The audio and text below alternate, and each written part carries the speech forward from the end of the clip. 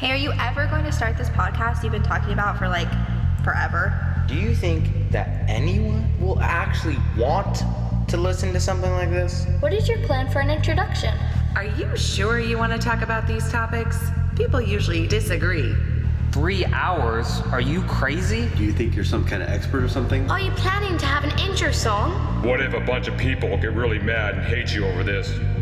Do you even know how to make a podcast? Are you just doing this because you like to argue with people? Don't let this be just one more thing that you talk about doing, but never actually do. Wouldn't it be better to do just one episode for each topic? Stop trying to change people's opinions. Just live your own life. Dude, people are never gonna agree. Just let it go. Is this going to be a long intro? Because if it is, I'm bored already.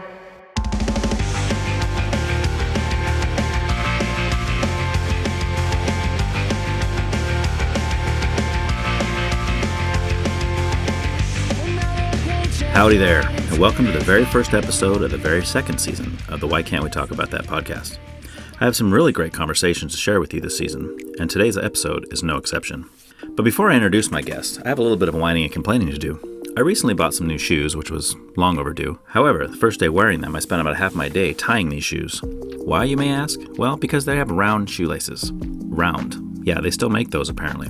Why would they still make annoying round shoelaces that need to be tied every time you walk more than 7 steps? Why would they still make these even though flat shoelaces have already been invented? Well, scratch that. Why would they make any shoelaces at all since Velcro's been invented? I mean, shouldn't all shoes be Velcro at this point? Or slip-on? Why are we still living in the caveman days of shoelaces to begin with?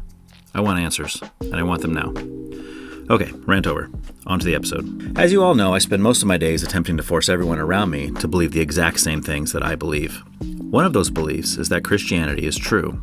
And in my endless quest to convert the entire world, I have had my share of victories and my share of defeats. This episode is a tale of victory. What you're about to listen to here is an amazing transformation. During this episode, my guest, who prior to our discussion self-described himself as a staunch atheist, actually becomes a Christian. He was so persuaded by my arguments that he had no other choice. That's exactly what happened. It's all true. Well, except for the part about him becoming a Christian, that didn't really happen, but we had a very good discussion about it. My guest today is the one and only David Standley. Well, maybe that's not true because I believe his father's name is also David, and there are probably many other David Stanleys in the world somewhere. But anyway, my guest today is a David Standley, probably one of many, but nevertheless the only one that I know personally. Things we discussed today are Apocalyptica, Delain, Nirvana, Huey Lewis and the News, No Doubt, Red Hot Chili Peppers, Foo Fighters, ska music, voting along party lines, agendas, bathrooms, transgender, puberty blockers, making decisions for our children, abortion, controlling women, drag, Donald Trump, book banning, Joe Biden, parental rights, intelligent design, disease and suffering, moral authority, faith, forcing religion on people, and slavery. David is someone that I had in mind for season 1, but it just never panned out. Many years ago, we had some very interesting Facebook discussions that had to do with the Bible and Christianity. It was lots of fun to continue some of these conversations all these years later. Enjoy the conversation. So cool, man. Well, thanks for coming and do this. Thanks for having me. It's a lot of fun for me. I always have a blast doing these. All right. Well, I usually start with music. Are you a music fan? You and I haven't really discussed this a lot. I know you've mentioned a few bands to me here and there. Yeah, I'm not really a music person, but I mean, fairly recently though, I discovered several bands there, and it's all because of this game book that I was playing, Metal Heroes and Metal Heroes and the Fate of Rock. It's by Swerdson. Swerdson. He's a German guy. Okay. He writes in German, but there's a translation to his work there. But I was about to ask you if you could read German. No. If I could, I'd own all his works. There, but instead of just the 2 he's translated so far. But and that's about heavy metal, obviously. There, that contained a CD, and there were actually puzzles in the book revolving around listening to the songs, and there were a couple of them early on. I was like, hey, whatever, that's fine. But then later on, as it built up, I was like, I guess they hit the stride that's going to appeal to me there. And I was like, oh, wow, this music's been around forever, and I was totally unaware of it. Right. And is it metal music? It's all metal, yeah. Okay. It's like, so lately I've been listening to a lot of symphonic metal, which is like Apparently it originated in Scandinavian, although I think most metal originated in Scandinavia. But it includes like orchestral elements too. Okay. So it's kind of combining traditional metal with orchestral elements. A lot of it has like fantasy themes or something there. It's really... Is it like that? There was an album that Metallica did years ago that was with a symphony.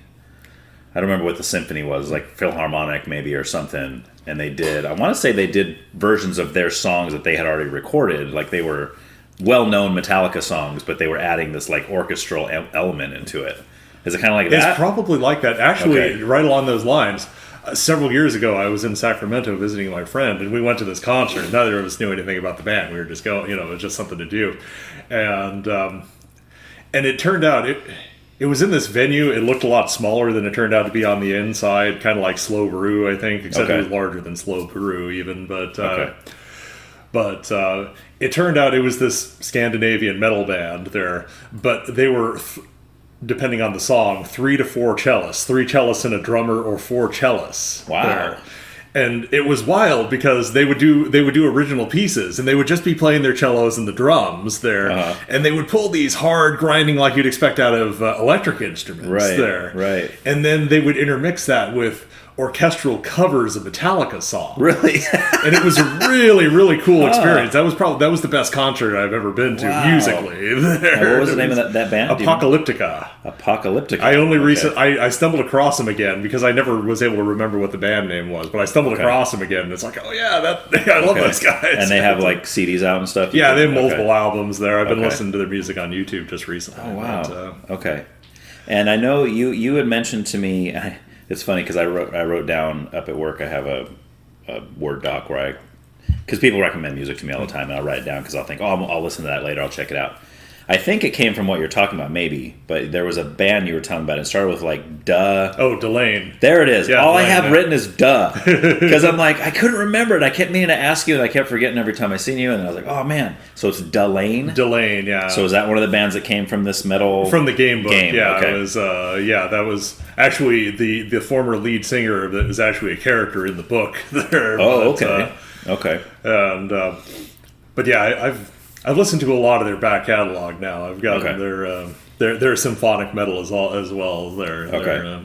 So would you consider yourself, before that, were you a metal fan? Was that kind of Not really. Okay. No, I hadn't really paid much attention to it. Okay. Okay. Because I always thought you were like a pop guy. Because I remember one time I was talking about a Gwen Stefani song that I heard that I couldn't stand, and you were like, "Well, which one?" I'm curious which one. And I was like, "Whoa, Dave's a Gwen Stefani fan." Yeah, I love Gwen Stefani. There, that's the other my earlier portion of the music. I still like all that stuff there too. It's just this. I just recently discovered this whole aspect of music. Right. It's pretty cool too. Yeah. But, well, I like I wasn't trying to knock Gwen Stefani by the way either. I just that one particular song.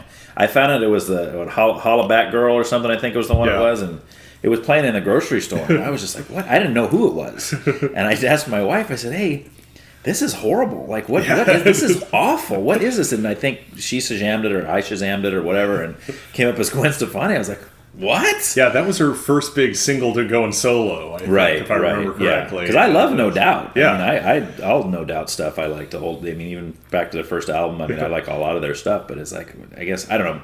And I've heard other pop songs by Gwen Stefani that were better. Like, so I'm not totally knocking just her pop stuff either. But So I was always kind of taking you as a pop guy. So when you were kind of showing me these metal bands and stuff, I was like, okay, well. So you're all over the place, and you like a lot of much, yeah. I was never that into. I never got the opportunity to listen to a lot of music when I was younger, except for 70s rock. Okay, because that's what my parents are into. Okay, and that's all we listened to in the house, like prog rock kind of stuff with the synthesizers and the. No, not even that. Just a lot of Creed and Clearwater. Creed and Clearwater is a good band. Don't get me wrong; they're a great band. But I've heard their music a lot, and other things like that, 70s and 80s stuff there, and pop music there. Okay. And I was like, and I don't know, I just sort of thought, oh, well, I guess this is all music is. I don't really care that much. You know what it's like, but never played anything yourself? Or not really. And then when I went to college, I got in one of those those old CD clubs, where they would, like Columbia House or BMG. It wasn't Columbia House, but it was something just like that. And it's like 20 CDs for a nickel or something. Yeah, you get. yeah. Even if you don't screw them over, you know, because if you're a minor, of course, they can't enforce the contract on you, so you get your 20 CDs. But they were still a pretty good deal. You just buy like one CD at retail price occasionally to get piles of free CDs. So I built up like a huge collection. Oh wow! And that's when I started listening to Nirvana and stuff like that. Okay. You know, which of course is way early for me there too. Well, yeah, because you're what, about 10 years younger than me, I think? I think so, yeah. Okay. I'm 38, so... It's, 30. Okay, not quite. Yeah. So I'm 45, so we got about 7 years. So I was like in kindergarten when Nirvana was around. There, I was junior high when they came out, so... but you were you listening to that when they came out, or was this like... No. This was when I was in college and started getting those CDs. Okay. That's when I came across all that stuff there, and I was like... I mean, you know, I was aware of Nirvana. I'd heard... you know... But so I have all of their albums. I was listening to that heavily and that sort of thing there. Do you have a favorite of the Nirvana albums? Favorite album? Yeah. Well, I mean, really, they only had the 3, right? They only had the 3. And they had some posthumous ones after that. Yeah. But... I don't know. I guess I never really like organized them in my head that way. There, I mean, there's good songs on all. Oh, they're all great. They're all great. Yeah, they're all fantastic. And the one debate I always find myself in is between Nevermind and In Utero, right? Like, because like I hold to Nevermind. I mean, people think that's the sellout album and everything, but there's just some fantastic songs on there. But In Utero is great too. But I think as a whole, I prefer Nevermind. I think overall, but I've had people debate that. A lot of people really like In Utero better. Bleach is great too, the first one. Yeah, but I mean, that's fantastic. I think the other two are better. But then they had that MTV Unplugged one that was really popular too, where they did a lot of cover songs, and they did I think they did a lot of songs about Meat Puppets, I think is what it was, or something. But they had a couple, because most of their songs is kind of hard to translate them to acoustic and quiet. You know, you can't really do an acoustic "Smells Like Teen Spirit." You know, it's just not. I mean, you could, but it doesn't quite have the same effect. But I think they did like "Come As You Are," and they did some Polly. They did some of the slower ones on there, and that I remember that was really big. And I want to say that came out after he died, but anyway, I mean, the grunge stuff for me in the '90s grunge stuff, that was really that was when I got away from hip hop. Oh, yeah. Because I grew up listening to nothing but hip hop, gangster rap, NWA, Too Short, all that kind of stuff. That's all I listened to. I hated anything else. And then when Pearl Jam and Nirvana and Soundgarden, Alice in Chains, all those kind of hit in the '90s, it's like, ooh, okay. I can get along with this, Indeed, And then '91, Metallica's Black Album came out, and that was my first time ever really hearing them. And that makes me sound like you jumped in late to the game, Ryan. They've been around. They had great albums before that. Well, they did, but I was a young kid. I didn't hear them until probably junior high. But so Nirvana definitely holds a spot for me. I love that kind of stuff. But so do you have? So we were talking about genre. You don't really have you just kind of. Yeah. Oh, sorry. One more funny thing about music though is that I was a teenager, as like 15-ish, something like that, and. This song comes on the radio, and I'm in the car. My parents are driving in the car, however old I am.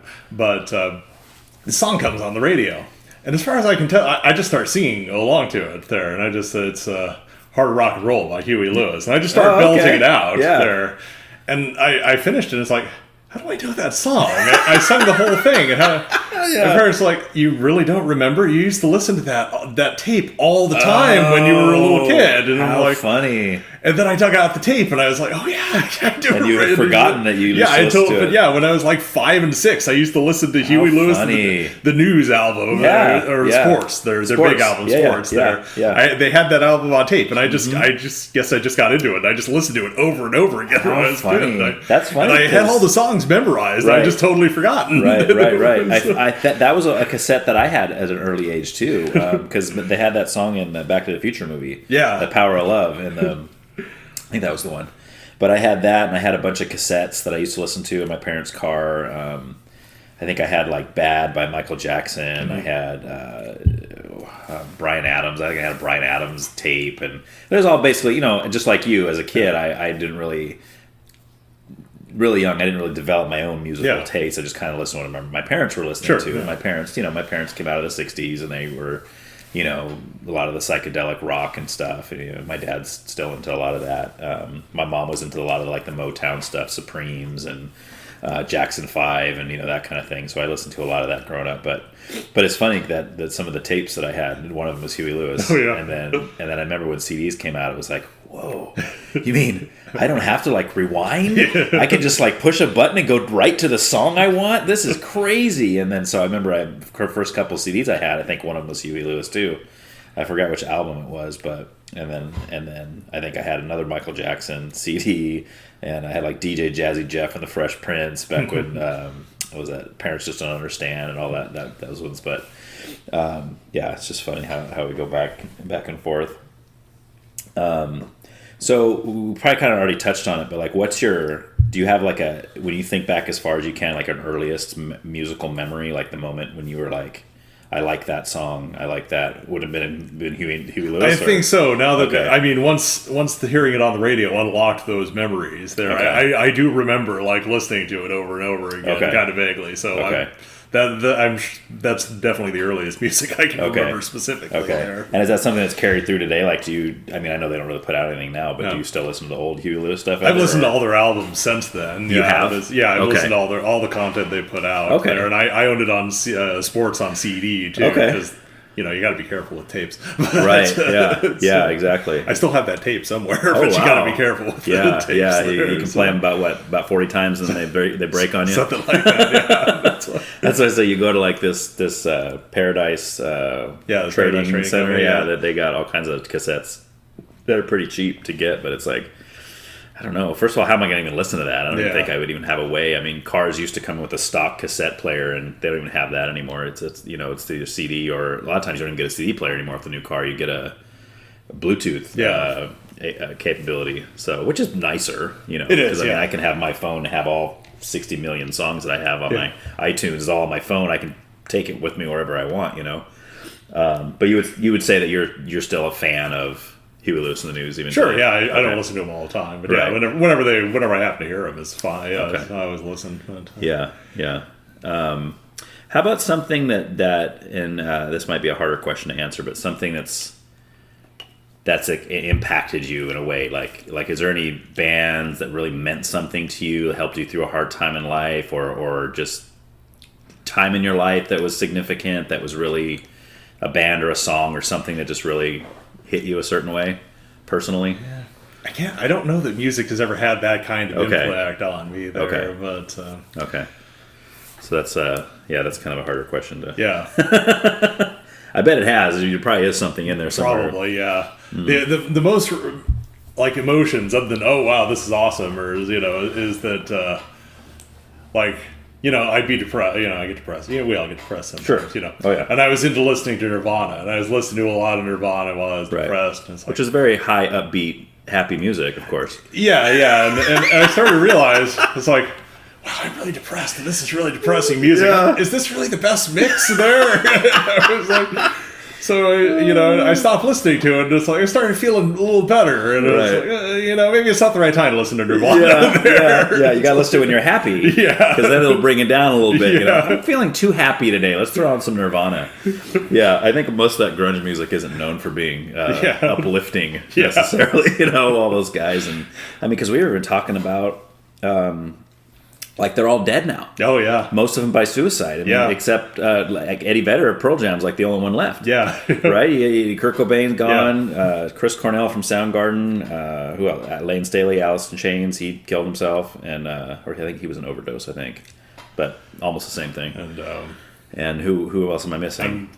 Stone Temple Pilots. Yeah, that guy. Yeah, he's dead. And I'm sure I'm missing some other ones too. But yeah, it's just a bummer. It's like, dang, all right, how about this is another the music question is just going to get more difficult as we go here. So like most recently, what's a band or I guess a band would be the best way to put it, that well, let me say this before I ask the question. For me, maybe this isn't the way everybody is, but for me, when I hear a song, and it doesn't happen very often, it's maybe twice a year, I'll hear a song and I'll be like, wow, like that's not just like, oh, that's a cool song. It's like, oh my gosh, that's awesome. I want to listen to that over and over and over and over.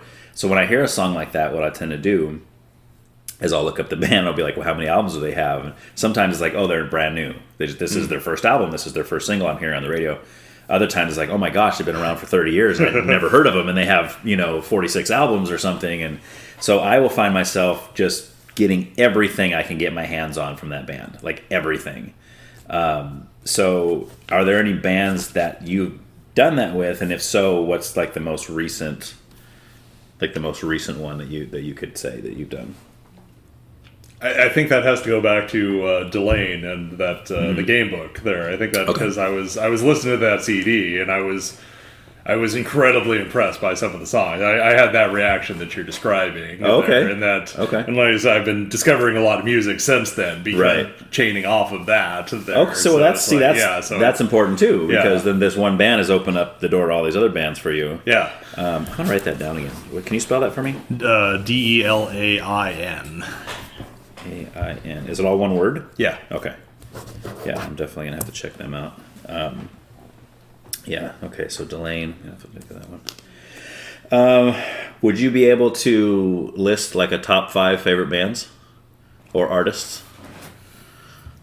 They don't have to be in order, but just something that you would put in as like that. Those guys rock. Well, no doubt, Red Hot Chili Peppers. Foo Fighters. Nice.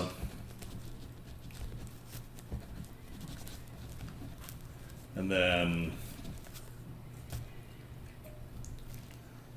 see, it's harder with the new stuff because I'm really impressed, but it's also new. I don't know if it's those 3 bands I've been listening to for more than 10 years now. I don't know if those are going to stick around. They have lasting quality. But right now, I would definitely put Delain right up there with them. But I don't know if that's going to stick around to my taste there. And, so that's an important thing you said, because there's a lot of groups or bands I'll listen to and they'll get their first album and it's like, oh my gosh, these guys are the greatest thing ever. 5 years later, I could care less. Yeah. Like I will never listen to that CD again, even though when I got it, I was listening to it 24/7. But then there's other bands like you're saying that are just, you can keep going back. There's bands I've been listening to for 30 years that I'll keep going back to and still listening to the same albums. I know all the songs by heart, but it's still good. It has that lasting quality. It's like this album still holds up 30 years later. So let's talk about Red Hot Chili Peppers. When would you first get into them? Well, obviously the first time I ever heard about them and saw them was on Krusty's Comeback Special on The Simpsons. Oh, okay. Yeah. And they had that. Is that where they did Give It Away and they try to make him change the lyrics? Yeah, Krusty. It's just here. When I've got, you got to get it, put it in you. Can you change that too? Yeah, what I'd like is what I'd like to hug and kiss you. Yeah, exactly. And like, whoa, that's even better. Yeah, that was great, man. I remember that episode. So that was the first time you'd ever heard of them? Or? Yeah, that was, okay. That was probably pretty young. That was season. It had been early 90s, had to be. Yeah, it's early 90s. Yeah, that was. Any Simpsons fans are going to be yelling at me. Yeah. Because I can't summon that up. They're like, he should know what season that is. How dare him. Anyway, it was fairly young. So obviously that was the first time there. And then I started coming across them again later, Right. Right. And then I bought some of their CDs through that CD program. And then I was at the music store buying their newest CDs. Okay. And then it was like, And, yeah, that was the same album for me. The Blood Sugar Sex Magic album was probably, because when Under the Bridge came out, right? That was everybody. That's kind of when they blew up. I think they had one higher ground. It is in the high ground. Is it Higher Ground? That's definitely a lyric in there. Yeah. So anyway, there was a song on Mother's Milk, which was the album before that. That was probably their first huge single. But then when Under the Bridge came out, that's when everybody knew who they were. Yeah. So of course I was on the bandwagon, and I think it was 91. So I was like, I was junior high. So I definitely got that album and was shocked by all the profanity and the sexual content. I'm going, oh my gosh, I was like, and this is coming from a guy who grew up listening to NWA, so I was used to all that.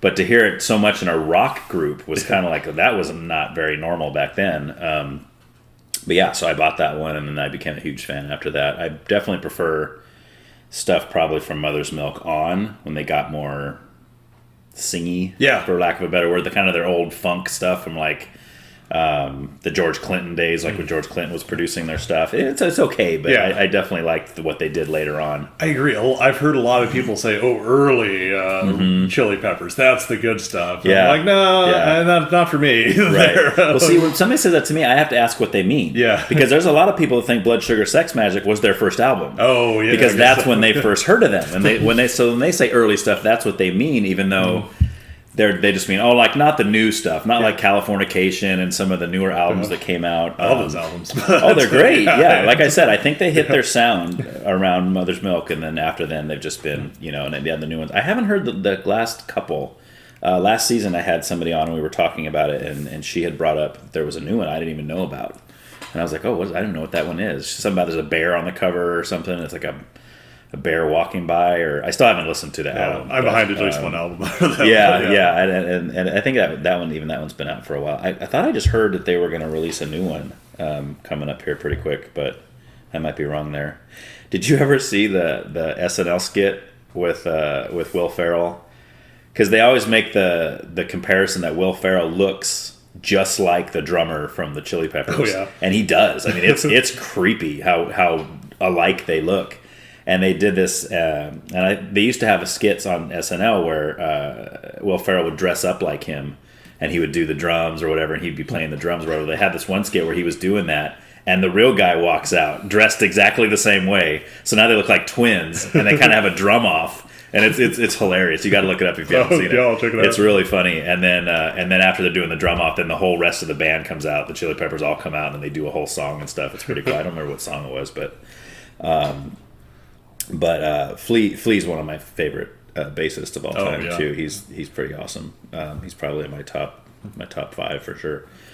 But yeah, so we definitely agree on that one. Foo Fighters is interesting because that's a band that's been around forever, and I'm only just now recently getting into them. Like I heard all their singles when they come out with their singles. I remember the first one with the Mentos video they had or whatever. I forgot the name of the song, but anyway, it was a funny video, and that whole thing is really amazing to me, that you have this drummer of this grunge band in the 90s. He doesn't sing. I mean, he might sing a little backup here and there, and then the singer dies, so this guy just like, okay, I'm gonna start my own band. And in most scenarios when that happens, you're like, yeah, whatever. Yeah, right. And then the dude, like, they have all these platinum Grammy winning albums and all this stuff, great songs, great music, so, doesn't sound a whole lot like Nirvana, but that's probably due to the vocals. His vocals sometimes it does, though. Yeah. There's some songs there's like, Nirvana could have done that. Right, like musically, like the musical sound. Obviously the vocals. Yeah, kind of the grunge sound. But so I'd heard a lot of their singles and stuff, and I recently inherited a bunch of CDs from a family member, and one of them was actually there was two Foo Fighters albums. And I don't remember the names of them now. But I started listening through the whole thing going, dang, these are solid. Like, this is like, they're picking these songs as the singles, and those songs are great too, but this whole album is fantastic, So do you have a favorite, like, era of them or favorite, because they're still doing stuff even today. They are, yeah.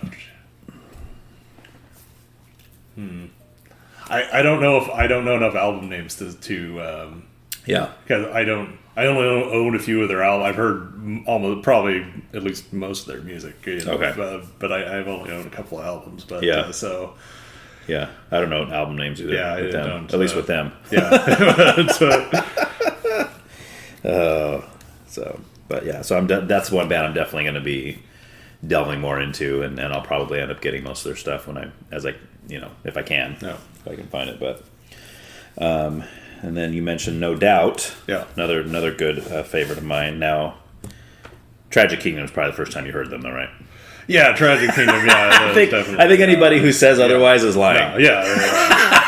People try to play it off like, oh, no, I've been around since, the whole time. And then Tragic Kingdom hit, and I was like, oh, yeah, I know this band. No, you don't. You never heard of them until Just a Girl came out, and you know it, or Spiderwebs, or whichever one came first, Yeah, that was playing when I was in junior high, and I was like, oh, wow. Right, yeah. We had a big party at junior high when Lakeview became a blue ribbon school. That was a huge deal when I was a kid. There was becoming a California blue ribbon school. What does that mean? Is that drugs? No, that's red ribbon. No, that's it was something to do. It reached certain standards that the state set there. So okay. It was like they made like a huge deal about it. It was a really important deal, but they were always kind of vague about what it meant. It's good to know that they achieved that after I left there. Yeah. So I didn't get the better education than you got. You got a better education there than I did, apparently. I guess so. You got a blue ribbon at education.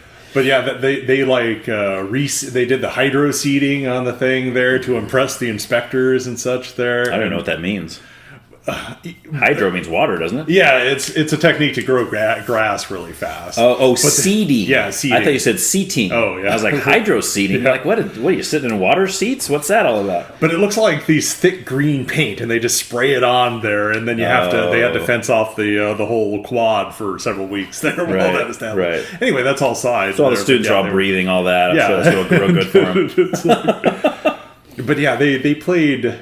Whoever was doing the DJing there, because they had these huge speakers set up around the quad, and they were giving us those like 2-foot-long pixie sticks that you see sometimes. Oh yeah, there. And those are healthy. Yeah, they were handing those out, and it was like it was quite the shindig there. Yeah. And whoever it was must have had Tragic Kingdom, because they were pumping that. That was nice. They played pretty much that whole album. Oh, and wow. other stuff there. Wow.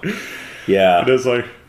And once you're in a couple pixie sticks there, everything's pretty good. Oh yeah, It like, it turns out that's actually good, but it's like So yeah, I mean that's definitely their quote. Although I don't like the terminology, but definitely their sellout album. It's like their first mainstream. But I mean, I still think it's their best album. Yeah, I mean it just is, and it's so interesting because the one before it, the Beacon Street, I want to say was written and recorded like 6 months, or released maybe. They were both released in the same year. And the Beacon Street like flopped.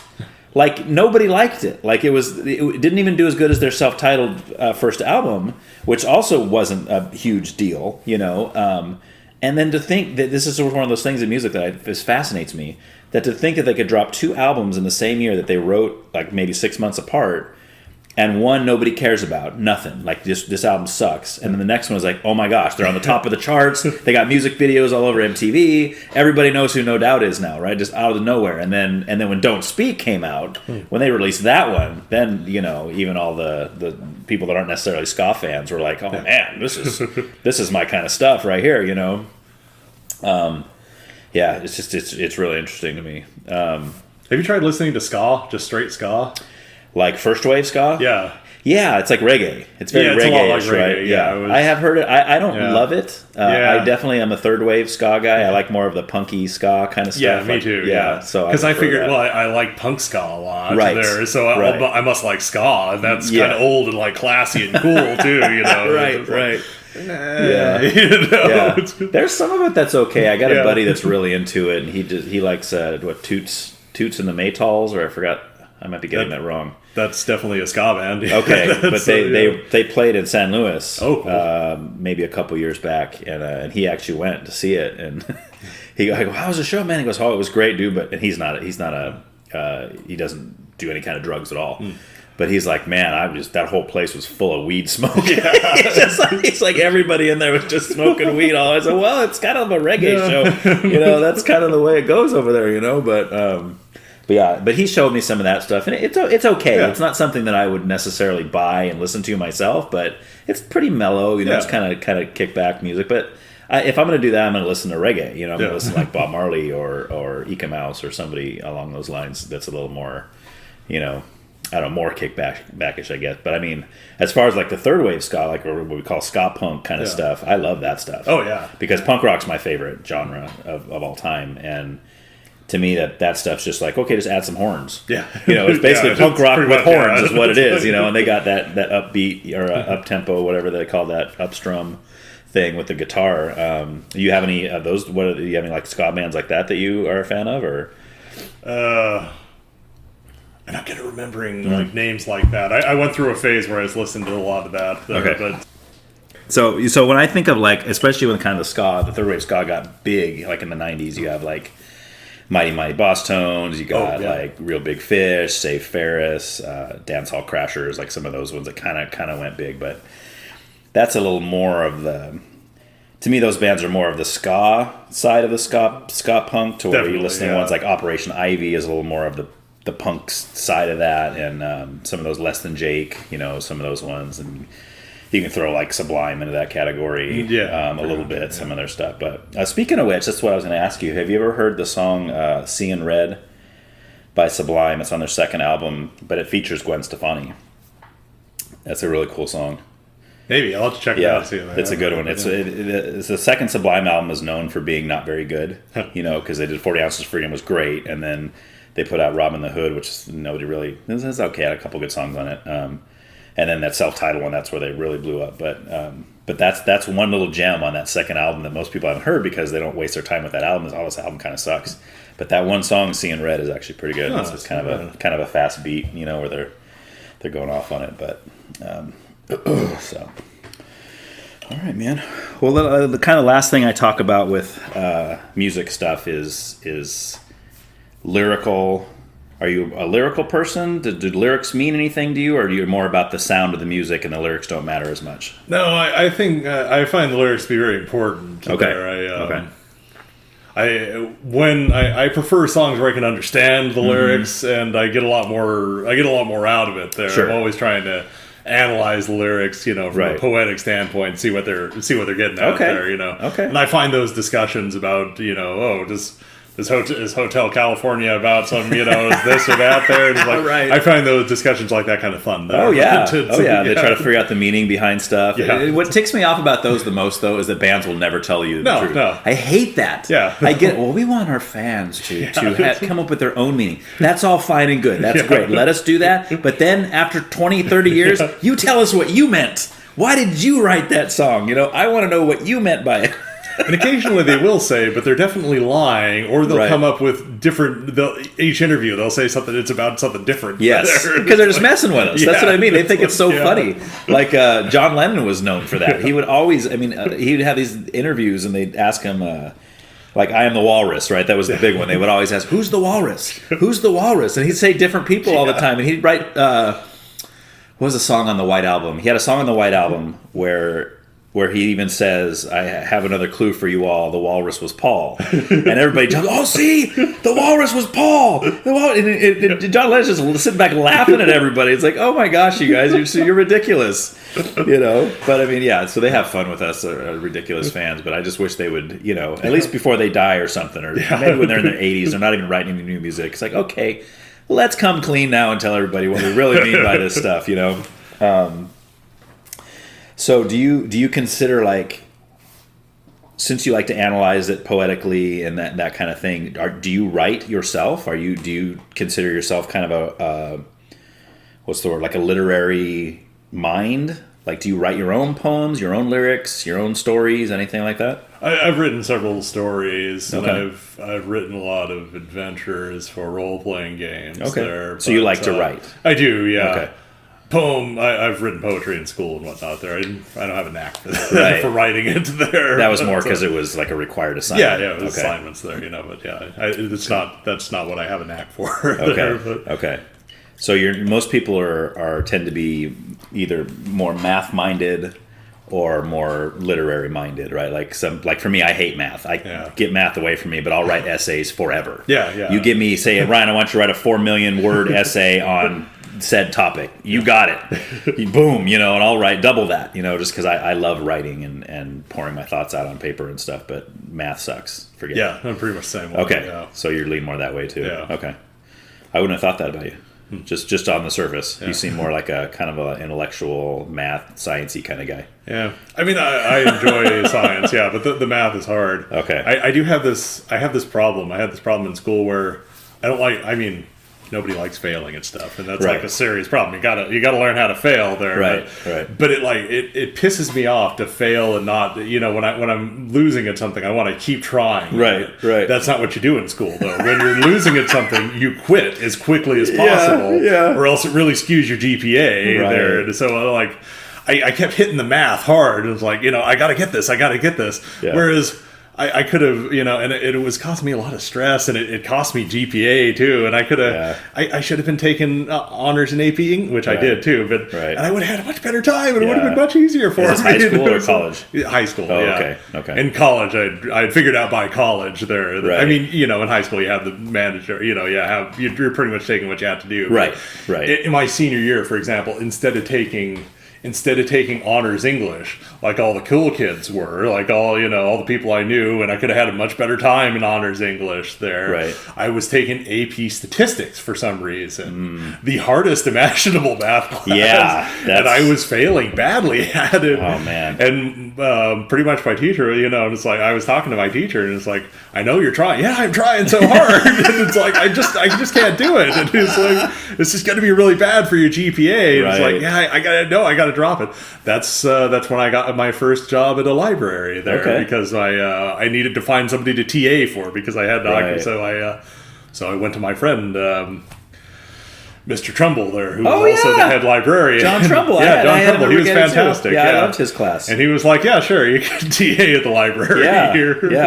Yeah, he's awesome. I wonder what that guy's doing now, man. He's retired. You still see him? No, but we're on friends on Facebook. Oh, he posts occasionally. But cool. Apparently he's like a hardcore outdoors guy there. He goes around camping and such there. But, I can probably count 2 or 3 teachers that I had at Rigetti that I just really liked. Like most of them were like, I didn't hate many of them. There's a few I hated, but most of them I was like, whatever. But then there was a few I was like, I really like that guy. Yeah. And he was one of them. Like he was just a really cool guy back then. I mean, this was, dang, how long ago did I graduate? 30 years ago? Something like that. 27, 28 years ago. I'm past 20 now. Yeah. I'm at 21 now, I think. I graduated in 96, so that was a while back. But yeah, for me, like, when I was at Rigetti, I took geometry, and it was the same kind of thing where the teacher just basically told me, hey, dude, you're just not getting this. Yeah. You're not getting this.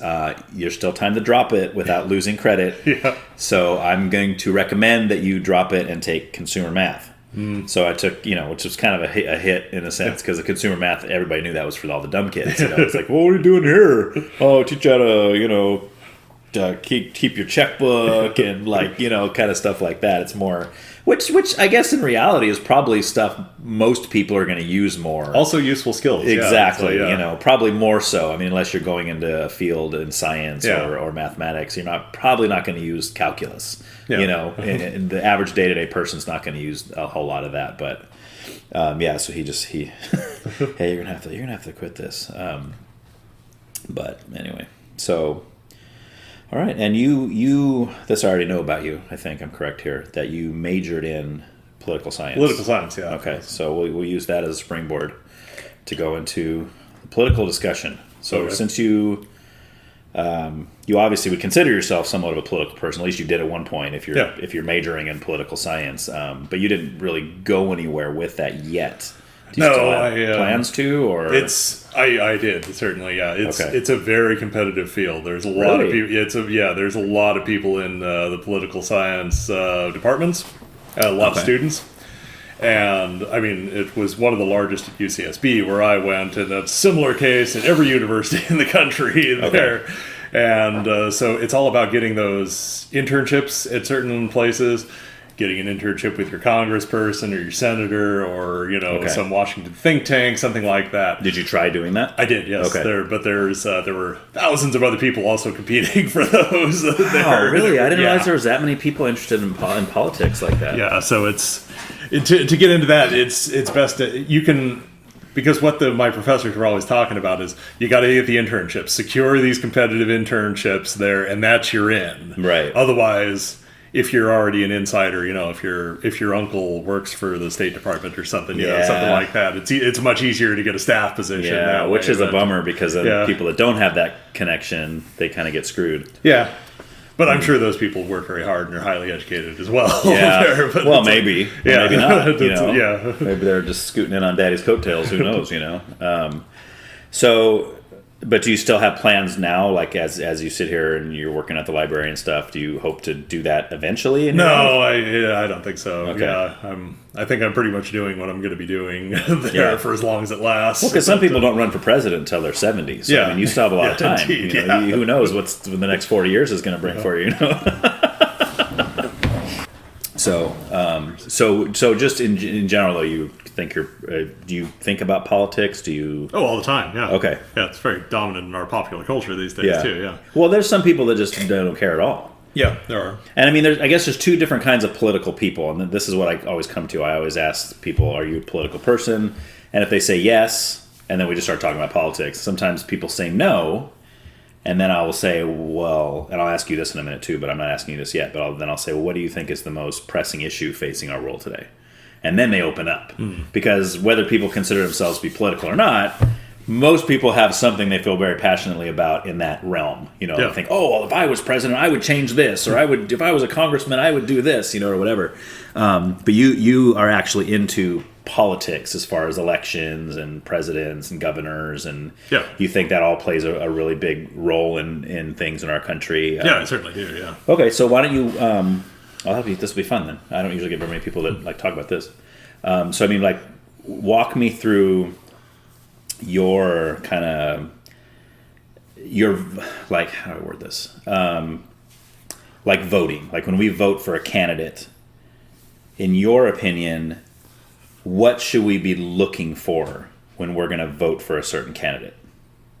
I guess I probably throw off with the we. Yeah. What are you looking for when you sit down and you say, okay, I got all these candidates in front of me. Which one am I going to pick and why? Well, these days, given how politics are these days, party is pretty much the sole arbiter there for national. Right. Even if you think your congressman is getting too old or something like that, you need that seat occupied by your party there. So you gotta vote for your party there. Right. If we're going backwards to anyway, if we're deciding amongst them there at the then. Like for a primary, where you got to pick which Republican you want or which Democrat you want to be the runner. But then we also have to be concerned about electability in that case. There, unfortunately, because we need that we need to take that seat and occupy that seat. Right. So electability has to be the primary consideration there. Right. So if stakes weren't so high, then you could start being, then you could select among which of these is going to be, which of these has the is going to be able to influence matter. Which of these is going to be able to exercise the most influence over the party or over the state in the way that I agree with. Right. But that would be the ideal there. But unfortunately, it's all just party and electability now. Do you think that's a good thing that's where it's at, or do you think that, like, because we have this two-party system? I know there's other parties, but it's a two-party system, right? Like these other little ones are never going to win anything. At least where we're at now, it's always going to be either a Republican or a Democrat in the presidency for now. Yeah. Maybe 50 years from now that'll change. I don't know if we're still here in 50 years as a country. Who knows? But do you like the two-party system, or do you like a party system at all, or do you think it should be more like, who cares if you're Republican or Democrat? I just want to listen to how you're going to fix the country, what you're going to do to change things in the country. Because I know where I stand. I tend to fall more in line with the conservative Republican side, but I don't consider myself a Republican. And if I'm watching the Democratic nominee and the Republican nominee, and the Democrat is saying more things that I like about what he's going to change in the country, I'm going to vote for the Democrat. I'm not going to be like, I can't vote for a Democrat. That's ridiculous. I'm a Republican. And there's people like that. They just refuse to vote across the party lines, and it's like, that's dumb to me. I'm going to vote for the guy or girl who I think is the best for the job. I don't care what your title is. In a lower stakes situation, then I would be right there with you. I'd say that's the ideal. It's the person that matters, not the party. Right. But unfortunately, that's not a view that we can hold to in any serious way that'll lead to a good result. Is that just because so much of like, say, the Democratic Party or in my stance, the Republican Party tends to hold more of my core values as a whole, that you don't think that they'll... Is that what you're saying? Like, you don't think they'll ever really be a Democratic candidate that would match more of my personal convictions than, say, a Republican? Maybe I'm missing what you're saying. I think I am. Well, I'm not saying that could certainly be the case, yeah.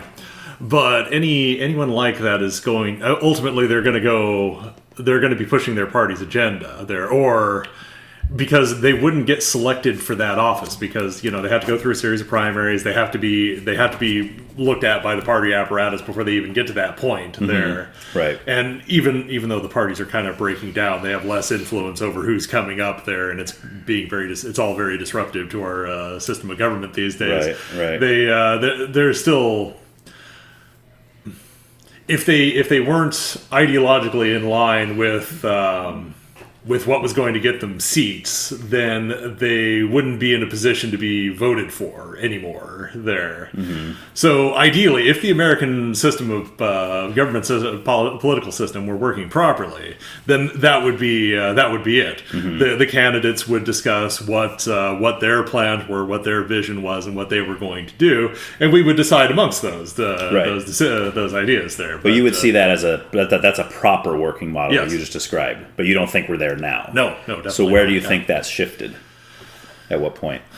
It's I mean, what incident has shifted? Well, I mean, or just a time. I mean, sometimes a lot of people would say, "Oh, when this president came in and screwed it all up," or when this president, or when the culture changed in this direction, or I mean, there's different factors that could play in, I guess. But I mean, over a lot of the 20th century, we saw a shift to the right in our political system there, and this is just my education speaking. This is before my time personally there, of course, but then in the Clinton era Democratic Party, we got a pretty much a standardization of the pro-business, anti-union thing going on. Right. Both parties had the same economic policy going on. So we kind of lost the choice of the economic choice. Are we going to be like a hard extremist corporate capitalist system, or are we going to have a more equitable system with unions and collective bargaining, workers' rights, that sort of thing? There, we kind of lost that, and we just pushed to the right economically there, and then that continued. That was also in the wake of Ronald Reagan's era economic reforms. And of course, you can't pin all that on Reagan, because behind him was a vast political apparatus that has been pushing that. And he's really just the front man for corporate and political operations been going on for decades in order to push our culture to that position where Ronald Reagan was a viable option there. And then they... So you think that was going on even back then, to where the president was pretty much just the face? I mean, he had... It's a mix, though. The president definitely has a lot of power to drive policy, but the president gets the president of a certain gets elected because these other factors, because people are interested in what that president has to say. So, yeah, because I think you could look back at a lot of them and say, I think maybe, I think looking at Biden. Right, yeah. I think on both sides of the aisle, Republican or Democrat, we look at Biden and we say, this guy is pretty much just saying what they tell him to say. Right? He doesn't seem like he's got a lot of his own thought in there, and a lot of he's just okay, Joe, just read the script here, read the teleprompter, just kind of do the thing. But then you got somebody like Trump, who I think was so far the other way, and of course he had people telling him what to do too. But I think a lot of issues, why he had so many issues within his own cabinet, is because they would say, well, you need to do this, and him being Trump, screw you, I'm going to do it my way. He's just like that. He's always been that way. And he's a I'm going to do what I want kind of guy. And some of America loved that about him. Some of them hated him for that. I kind of fall in the middle. I don't really take a stand on Trump. I don't know. I mean, that kind of shifts gears from our conversation, but we'll go there in a minute. So you can't really see, back to what we were saying, you can't really see specific. You think it was a gradual shift? Yeah, it was very much a gradual shift over the course of, especially the post-World War II era. There, right. where we due to various cultural forces that were going on and active campaigning by certain corporate and political groups, there we moved away from the. And, of course, the influence of the Soviet Union and paranoia about the Soviet Union, too. Which is still around today. Yeah, we moved further to the right there, and we moved away from... We started viewing unions with suspicion and other leftist groups with suspicion because they might be, they might be agents of the Soviets or some such thing there. Right. And that, Yeah. So yeah, it was over the last 70 years now that we've been building to where we are now over there. Do you think there's any way to get back to that? Do you think there's any reversal from what we've done to where we got to this place where we are politically as far as that goes? I mean, I hope so. I hope so too. Yeah, it doesn't seem that likely or realistic right now, but I certainly hope we don't have some sort of violent civil war there. Because that's not gonna. I mean, there are a lot of people in this country that want that. There's there's accelerationists, they call themselves out there, who are actively campaigning, who are actively seeking the destruction of the American state, and because they think they'll come out better in the chaos, those people are wrong. There's none of us. It's not going to work out well for anyone. Right, and I would agree. Except for whatever authoritarian manages to grab power after the chaos. Yeah, but then it's like a dictatorship. Right? Then we might as well be in a communist country or something. Yeah, so it's So I really hope we can go back, or we can step back, and even the status quo with this horrifying mess we're in now is better than what's to come. Yeah. Well, if we continue, right? Yeah, if we continue down this trajectory, I'm with you. I'm like, I hope there's a way out of it too, because I feel like if we keep going this direction, it's not gonna. I mean, it's just going to be worse and worse. Yeah. It's just, I mean, we're not going to, and to what end? I don't know. I mean, you watch some of these futuristic movies and read some of these novels about this dystopian future, and it's like, I don't want to live in that. I don't want to have the Hunger Games and, where you're rationing your food and you're, all that kind of stuff. So you mentioned an agenda a minute ago, and I wanted to ask you if you think, do you see an agenda on both sides of the aisle? Do you think there's a conservative Republican agenda and also a liberal Democratic agenda, or do you see it only as more on one side and then the other? And then I'm going to ask you what those agendas are if you know. I mean, certainly everybody is going to have an agenda. That's just how you function there. But I suppose we probably both mean that in some sort of negative light. Well, yes and no. I would say, and if somebody has an agenda, let's say, and this is just a total hypothetical, if someone has an agenda and that agenda is pushing my personal cores and values, I'm probably going to be for that agenda. Yeah. Right. But if it's something that I'm not wanting, or it goes against my own personal core beliefs, then I'm gonna be like, nah, I don't like that agenda. So I mean, an agenda doesn't have to be a negative thing. Okay. Well, yeah. In that case, it does seem very one-sided right now. The conservative side has a very specific agenda that they're actively pursuing. They've very successfily fought abortion there and gotten rid of abortion, and now they're got rid of it. They've been very successful, and they're constantly pushing it back on Roe v. Wade. They got rid of it. They countered that. There's that was important to some of their, and then they're also playing on people's fears. This whole the whole transgendered controversy there, that wasn't really something anyone was concerned about several years ago until I can't remember the name. I searched too in preparation for this discussion, but I can't remember. I could not find the name of the state legislator that introduced the bathroom bill that started this whole wave of thing. But obviously, and the whole bathroom thing is just a callback to when people were terrified of gay people too. There's gay people in the bathroom waiting to rape you, and it's like, but nobody thinks that Ellen DeGeneres is waiting in a bathroom to rape you.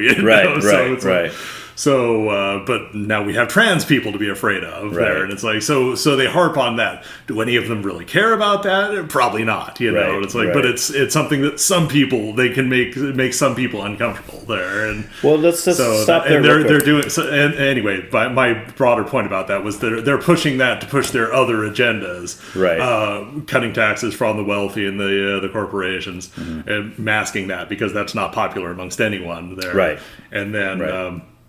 And then also fighting back against other social things like no-fault divorce and stuff like that. There, but sorry, go ahead. So that's all what you would consider all those things on the conservative agenda. Yes, that's definitely the agenda they're pursuing. Okay. There, yeah. So before we get into the transgender discussion in general, but you brought up the bathroom thing. So I mean, like.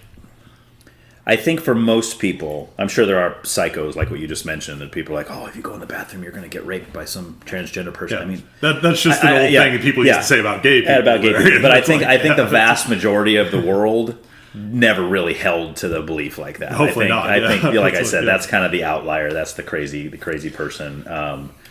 But there is a concern, like just in general, because, and I guess this will lead us into the transgender thing, of course, but. Because the one side says that if a biological male believes themselves or identifies as a female or as a woman, then that means they are that, right? So therefore, if that's true, and I will stand up and say right with anybody, if that's true, then they should be able to use the woman's bathroom. Why not? They are a woman, right? But you, as a dad with young daughters, there is kind of a concern there. If I'm going to send my little girl into the bathroom and knowing that there is a biological male in there. Now, do I think that every single transgender man is going to jump on, or transgender woman, I guess in that case, is going to jump on my daughter and rape her when she goes in the bath? No, I'm not saying that. But I mean, there's been instances where, you know, some of these spas and these gyms and these kind of things where these transgender women are walking around with their junk hanging out, buck naked in front of little girls and stuff. And I mean, so I guess what I'm asking preliminary before we even get into it is just that in and of itself. Do you personally have a problem with little girls being exposed to male genitalia, even if that person identifies as a woman? Well, my broader take on that would be that this is we're actually talking about a very small percentage of the population, and that's very unlikely to happen to any specific person there. But you're right, we should discuss the possibility of it happening there. So little girls being exposed to that, you think that doesn't happen very often, is what you're saying? No. There's actually very few trans people in America, in the world. There, it's a very small percentage of the population. Well, statistically, most people don't know and aren't near any trans people. It's growing though, exponentially. Well, according to certain sources, there are more, and partly because there's more acceptance probably there. Yeah. But, well, that's one theory. But this is an interesting. I'm going to throw this out there real quick. This is an interesting statistic. Is that the vast majority, like when they take a percentage of the age and biological gender, I guess we would say, it's born females between the ages of, I want to say, I might be getting this wrong, between the ages of like 15 and 22 is the highest population of transgenders in America. That's fascinating to me, because the one theory says, just like the same with the homosexual community, they say, well, there seems to be more homosexuals now than there ever has been, and the other side will say, well, no, it's just that they're more accepted now, so they're coming out more, and they're more proud to be out in who they are. And then the other side says, no, there's an agenda that's kind of pushing people in that direction, and that's why there's more. And then there's valid points on each side of that. But anyway, so that's a minority, but in general, let's say it only happens once or twice. Yeah, and I don't want to sidestep your question. Yeah. That's because that's kind of right. But so I mean, so but what about them? Okay, so if so they shouldn't be exposed to genitalia. That's undesirable, obviously. There, and I would say either side. Yeah. So maybe people shouldn't go walking around naked in bathrooms unless it's absolutely necessary there, and we should just make that a regular social thing. They're a social standard. Yeah, I would agree. I would agree. I had a guy walking to me in the bathroom at work the other day. I walked in there, and he was walking from the stall to the sink with his pants totally down. Yeah, I think I saw the guy you were talking about actually, because he had his pants down in the room, in the main room too. Really? A lot of the ways. No, but I mean, like he had just got done peeing, and he literally had his pants down around his ankles. He was walking to wash his hands. Like, dude, pull up your pants, then wash your hands. Anyway, sidestep. Go ahead with what you're saying. Well, that's pretty much that's pretty much it there. Yeah. It's so just in general, in general, we should if we find this undesirable, but sure, it's undesirable there. Right. Then we should try to make that a social norm and force that across the board there. That unless you're directly showering or something when you're in public, wear your underwear.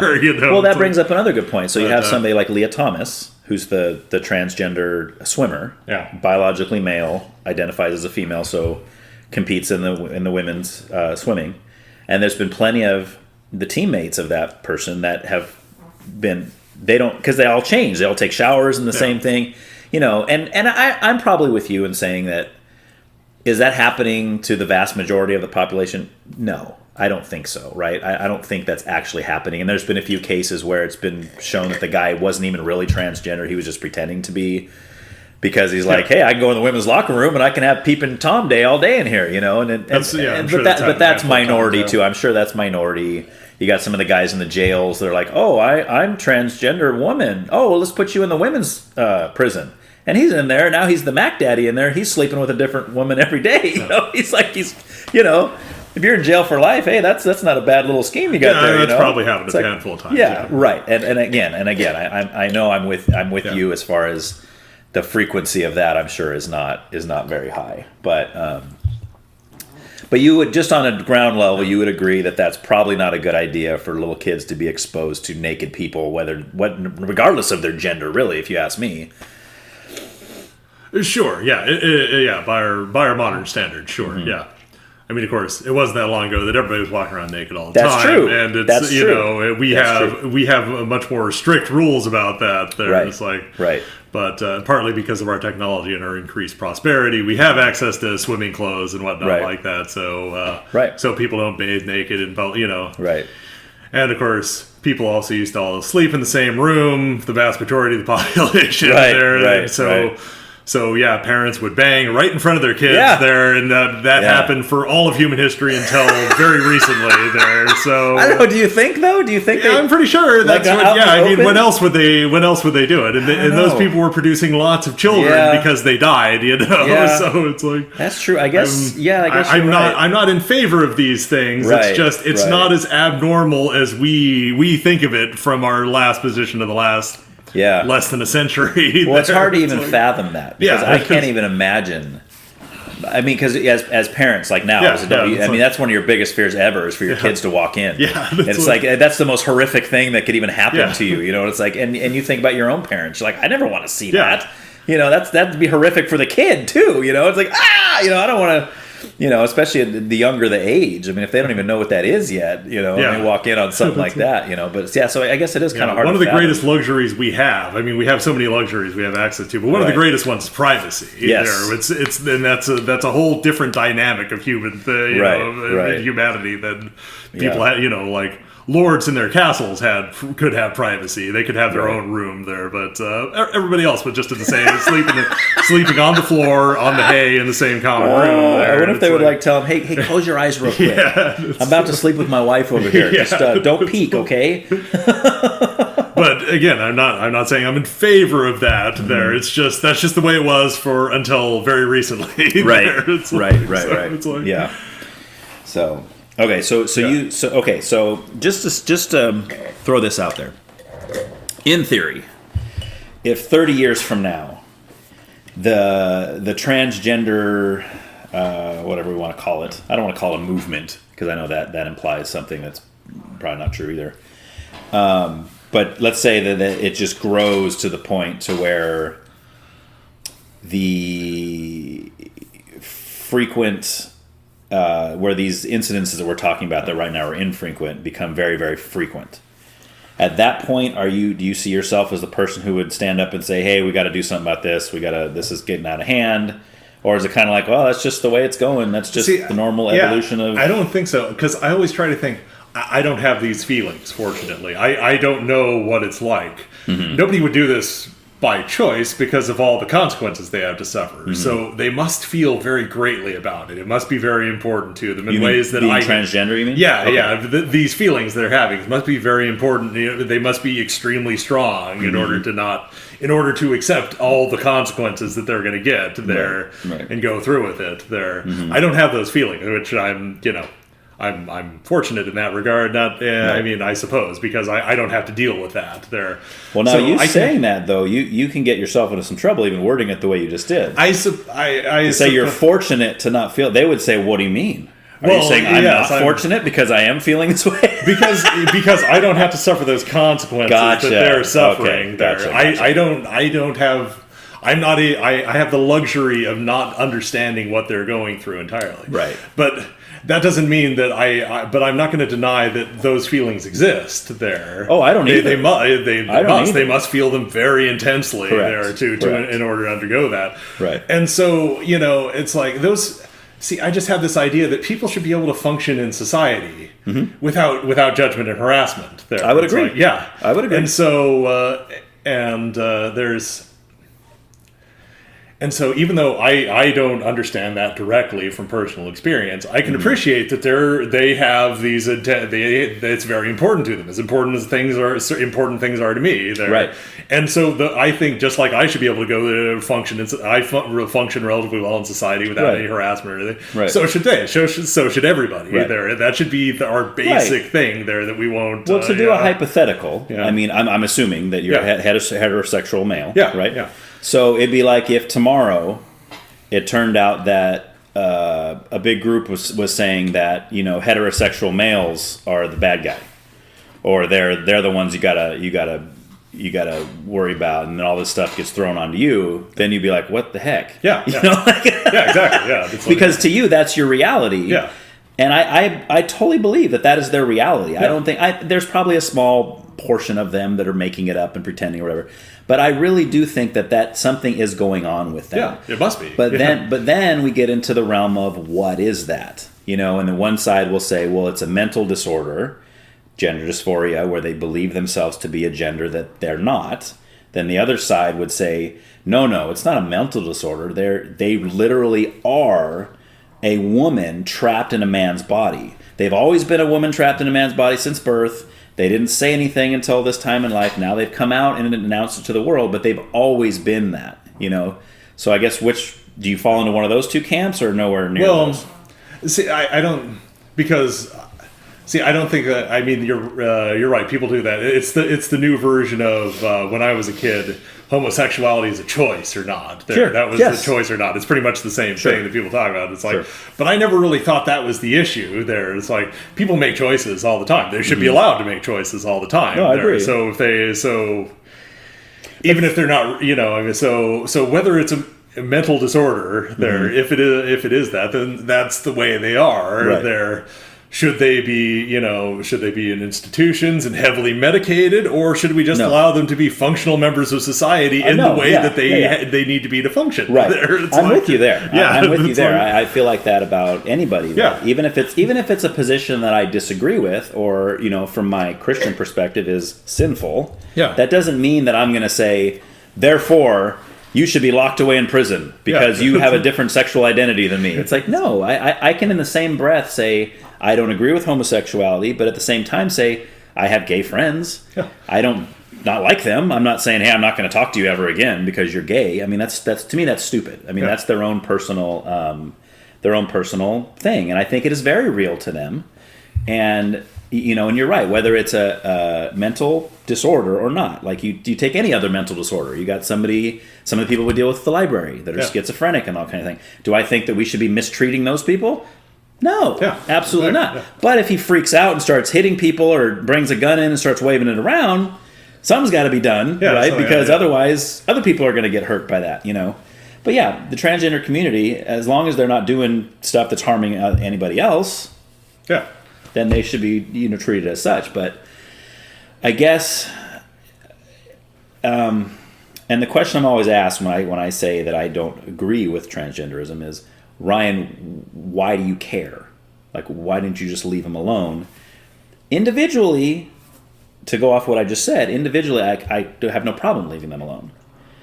Here's where I have a problem, and you probably know where I'm going with this, is if a transgender woman, which I always get my terms wrong.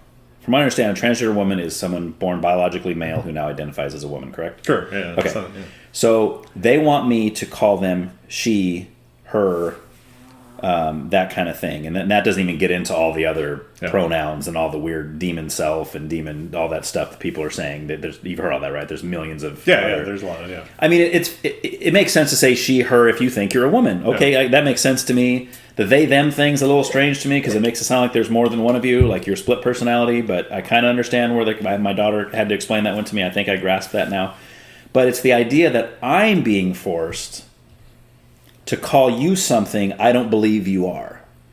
That's where because now I'm being brought into it. If you want to believe you're a woman and you're biologically male, hey, have at it. That's your right. I support your right to do so. Yeah. But if you come at me and say, and you, Ryan, you have to call me this, that's a struggle for me. And people say, why, Ryan? It's just a word. Who cares? But it's like, I feel like to me, it's an attack on reality. It's like the reality of it is, but you're not. Like, you're just not. I mean, from my stance, that's my belief.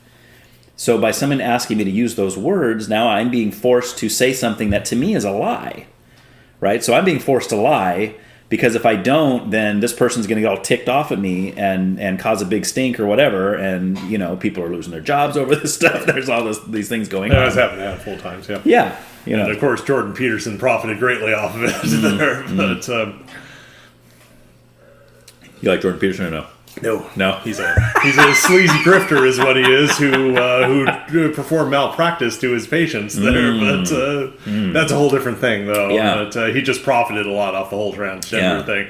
But I guess I don't know a lot about that. I know Jordan Peterson now. Yeah, I listen to some of his talks now and the things he talks about, but I don't really know anything about his past.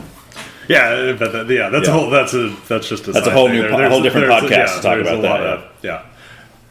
So that's part of my broader problem. It's part because a lot of this transgender thing is fear mongering to appeal to certain people for certain people's profits, or to support a political, or to mask the rest of a political agenda. They engage in fear mongering, and that's the transgender thing is the new version of the gay thing from earlier, from the previous century there, and it's.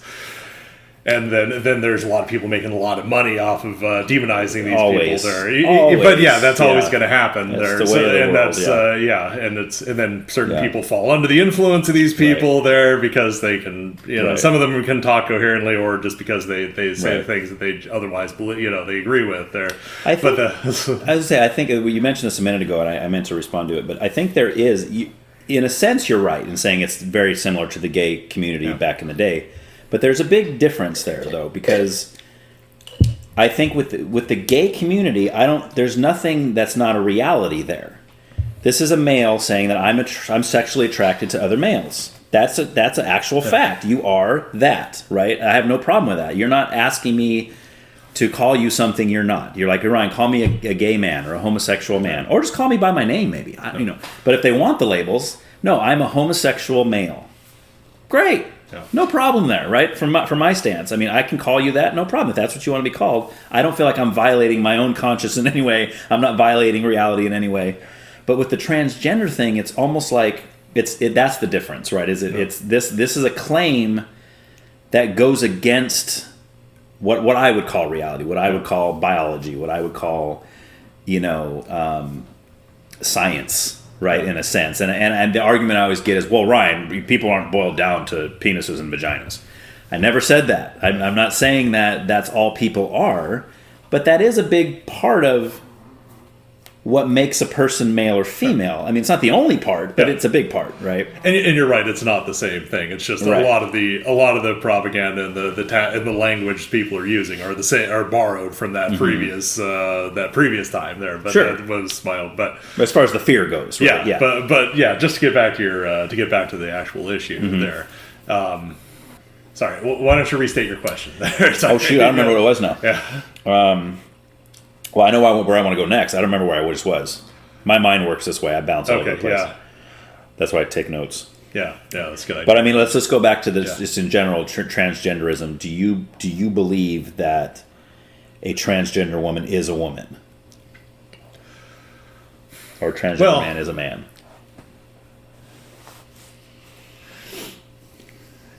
It's hard for me to answer that because I'm not even that worried about that part of it there. It's just that I don't feel it doesn't bother me there. I don't feel I'm not invested in personally in the gender and sexuality of other people there.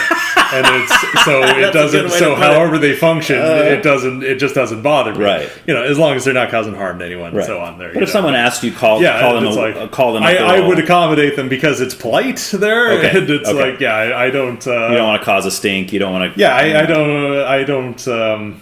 You see, it's interesting that you feel you're lying, and that's important to you. Obviously, we should have a regard for the truth, but that's interesting. I hadn't really thought of it that way because that part of it never occurred to me. That's interesting though that it affects you in that way. Right. But I can't really respond to that either because that's how you're functioning in society. Sure. And that's your right. Right. But, right. And I agree with other people's rights too. But I guess my other issue, and I say it's an attack on reality, and this is where I go off the rails, as people would say. But because I think, what is that? We're opening that door. What's next?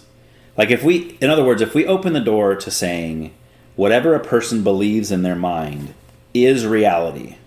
Right, because that's kind of what we're saying with transgenderism. They are biologically female, yet they believe in their minds that they are male. So we're to assume we're just going to treat them as if they really are male. So what if someone, and I'm sure you've heard all the arguments. The slippery slope thing. Yeah, well, people will say, well, what if I identify as 65? Can I get a social security check? Yeah. And they'll say, well, no, that's ridiculous. Well, why not? Yeah. What if I really believe I'm 65 in my mind? Well, it doesn't matter because you're not really 65, right? They're not going to give you a social security check unless you are 65, right? Yeah. So, but to me, it's the same concept. People say, well, that's not the same as gender. I understand that, but I'm saying the concept is the same. If we're going to say whatever you believe in your mind is reality, to me, there's no bounds to that. You can go anywhere with that. I can say, I believe I'm the King of England. And go to England and say, all right, Charles, get out of the seat. I know you just got in there, but I am the King of England because I believe it up here. They're going to throw me in jail, and rightly so, because I'm nuts. So, but with the transgender thing, we just, and most of those examples I use, people will say, oh, well, yeah, that's crazy. That guy's crazy. But then we talk about transgenderism, and all of a sudden, all that goes out the window. It's like, oh, no, that's totally fine. This area is totally fine when it comes to what you believe in your head, but anywhere else, no way. Yeah, well, I've never been a fan of slippery slope arguments there, but... well, describe that to me. I'm not sure I know what you mean by that. Well, I remember the Republican National Convention of Bush era, Republican National Convention anyway, there. And that's when they were hitting the anti-gay stuff pretty hard back in those days there. And by Bush, I mean the second Bush, of course, Gotcha. Yeah. And... George W. Yeah, W. Bush there. And anyway, so there were people in the Republican National Convention speaking. They're prominent politicians, prominent figures. They're talking about how if we allow gay marriage, then we're gonna slippery slope down, and then we're gonna have all sorts of things, and eventually people are gonna be banging turtles in the back. Right. A prominent Republican, I don't remember which one, actually said that at the Republican National Convention. There, he talked about having sex with turtles.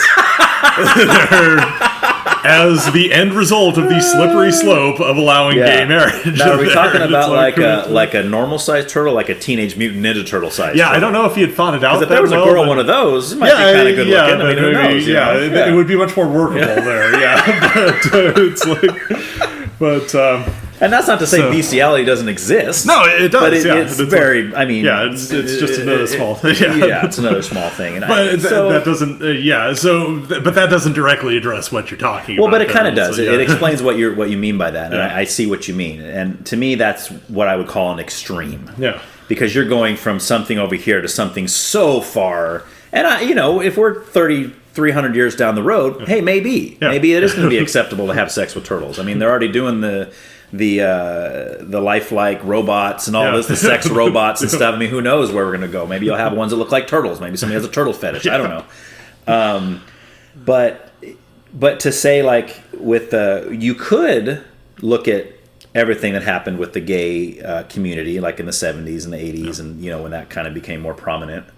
And you can look at some of where we are today, and you can see back then as an open door to that, not the extreme of bestiality, but I mean, definitely some of the things that are more accepted now would not have been accepted if it wasn't for some of the civil the gay rights activists and stuff from back then. So I mean, I'm not going to sit here and say that I think that by opening the door to the transgender thing is going to cause people to be that way. I guess all I'm saying is, someone comes to me and they say, "Hey Ryan, I'm biologically male, but I'm not male. I'm female." And I say, well, what do you mean by that? Well, because I think so up here. So all I'm saying is this: if I'm being told that I'm supposed to accept that as a valid answer to them being female, and I'm supposed to treat them as female, so then the next day I have somebody come up to me and I say, I work at a bank, and the guy says, "Hey Ryan, I'm 65." And I go, "Well, your driver's license says you're 22." No, but I believe I'm 65. So all I'm saying is, by the exact same logic that I was just told the day before to accept the transgender person, I have no right to deny this person their 65-year-old status. Because if the whole premise is whatever they think in their head is true and to be treated as reality, then I have no grounds to deny that person any more than I have grounds to deny the transgender person of their gender that they're claiming to be. That's all I'm saying. I'm not saying that that's actually going to happen. Yeah. That like 5 years from now, 20-year-olds are going to be getting Social Security checks. I'm not saying that. So I guess I do see your premise there. Mm-hmm. Yeah, but it just seems like there's a difference between these people who feel these things very strongly, mm-hmm. and my firm belief that they should be allowed to function in society without being harassed. Right. And not to be made unnecessarily uncomfortable any more than anyone else has to be, that sort of thing. But I would agree with you. And the sort of malicious thing that is part of a scam there, right. that probably is there. But I would agree, though. But would you see it as harassment for me not to call them him or her based on their preferred gender pronoun? Do you see that as harassment? To me, harassment is falling around saying, "Ha ha, you're transgender, you're dumb. Yeah, and that, I hate you. I hope you die." Stuff like that has happened too. I mean, well, sure. Yeah, I would stand right there and say that's wrong, and that person needs to be arrested because they're harassing that person, and I'm totally against that. But not to play into Jordan Peterson's hands, but because I really hate that grifter piece of garbage. But, hey, we have a coworker who's a very big fan of Jordan Peterson. I know, so it's a shame. It's a shame that somebody fell so hard for that garbage there, but... I'm not sure she knows the past either, because I don't. Because I like him now. When I hear from him now, I do. I like listening to his talks now, but I don't know anything about the transgender stuff you're talking about. So that's how he got started there. He got fired allegedly from his university, although there were other reasons for him to get fired, because he heroically refused to call some students by their chosen pronoun. Okay, I didn't know about that. That's why he's the thing now. So you're saying that's how he got popular. That's how he made all his money there. Okay. But before that, he was just a mediocre professor. He was a professor, and he had patients who he abandoned and actually mistreated, like criminally mistreated there too. Okay. Anyway. We're not going there. These grifters just piss me off so much. Yeah. But anyway, so they... Anyway, to get back to your point, nobody should be forced to say anything. That's only happened in certain professional settings where there's liability issues there, and of course... usually there's repeated instances, and there's probably some sort of middle ground to be said there. But they're also, on the other side, these people are under threat. Their whole existence is being questioned there, and there's a lot of very threatening, violent messaging coming from the right there against them. And so they're trying to stand proud and assert themselves there. Is this legally actionable? Certainly not there. But would you say the things that I just said about not wanting to use those pronouns or saying that I don't believe a trans woman is a woman, is that the kind of stuff you mean by attacks from the right? Okay, you don't see that. No, I don't mean any of that. Okay. I mean all the really violence, the violent words, the violent language that comes out there. The talks about how we can't accommodate them. We gotta separate them from society, because that is being said by prominent right wing influence. Yes, stuff like that is being said. I haven't heard that. And there was and then there was a lengthy debate by I wish I could remember his name, but another fellow who was talking about, well, you can't use the term genocide when I talk about getting rid of trans people because they don't really exist. And so you know what he means by that, though. I do, but he was also, his original comment had a lot of very violent implications. Right. There. And I personally wouldn't use that language you just said. I wouldn't say it like that if it was me, because it does. It makes it sound like these are lower class of society. Let's just kill them all. Yeah. Right. That's what it seems to imply. But I think the point that I don't even know who said that, but I can't remember. I've heard other people say something similar. Yeah. And I think the point they're making is, because like somebody like Matt Walsh, right? Everybody hates Matt Walsh. Everybody says, he's one of the prominent haters of transgender. I disagree with that, but he does say things that people take to mean that. Or the other Michael Knowles recently said, he said, we need to eradicate transgenderism, okay? And everybody jumped on him and said, he wants to kill all the transgender people. Well, that's not what he said, first of all. I'm a big proponent of, let's take what he said and then ask him what he meant by it instead of running with it. Because, again, if he would have said, let's kill all transgender people, I would have said, no, arrest that guy. That's not cool. We should not be killing transgender people. I don't even think we should be separating them from society or giving them their own island somewhere. Okay, this is the transgender island. You guys live out here. No, I personally don't agree with any of that. I think that's wrong. But I also don't think that by me stating my opinion that I don't think a trans woman is a woman or a trans man is a man, or that I think that the transgender movement, agenda, whatever, I'm sure I'm going to get in trouble for saying that, has some negative effects on our world. I don't think those statements are an attack on the people. I think it's more the concept and the idea. But I can understand why they would take it as an attack, because they're part of the concept, they're part of the idea. Yeah. But I guess a good way to say it was like, again, I would never say, get rid of transgender people. No, I would never say that. But if you say, well, do you think we should continue to encourage and allow the idea that if they claim to be a man, they are? I would say no. But see, then everybody would jump on me and say, that guy hates transgender people. No, I don't hate transgender people. I just have a problem with the ideology. That's my issue. It's the same as the gay community. Like I said, I have gay friends. I have no problem with the people, right? But then if you ask me, well, do you think that homosexuality is right? I would have to say, no, I don't.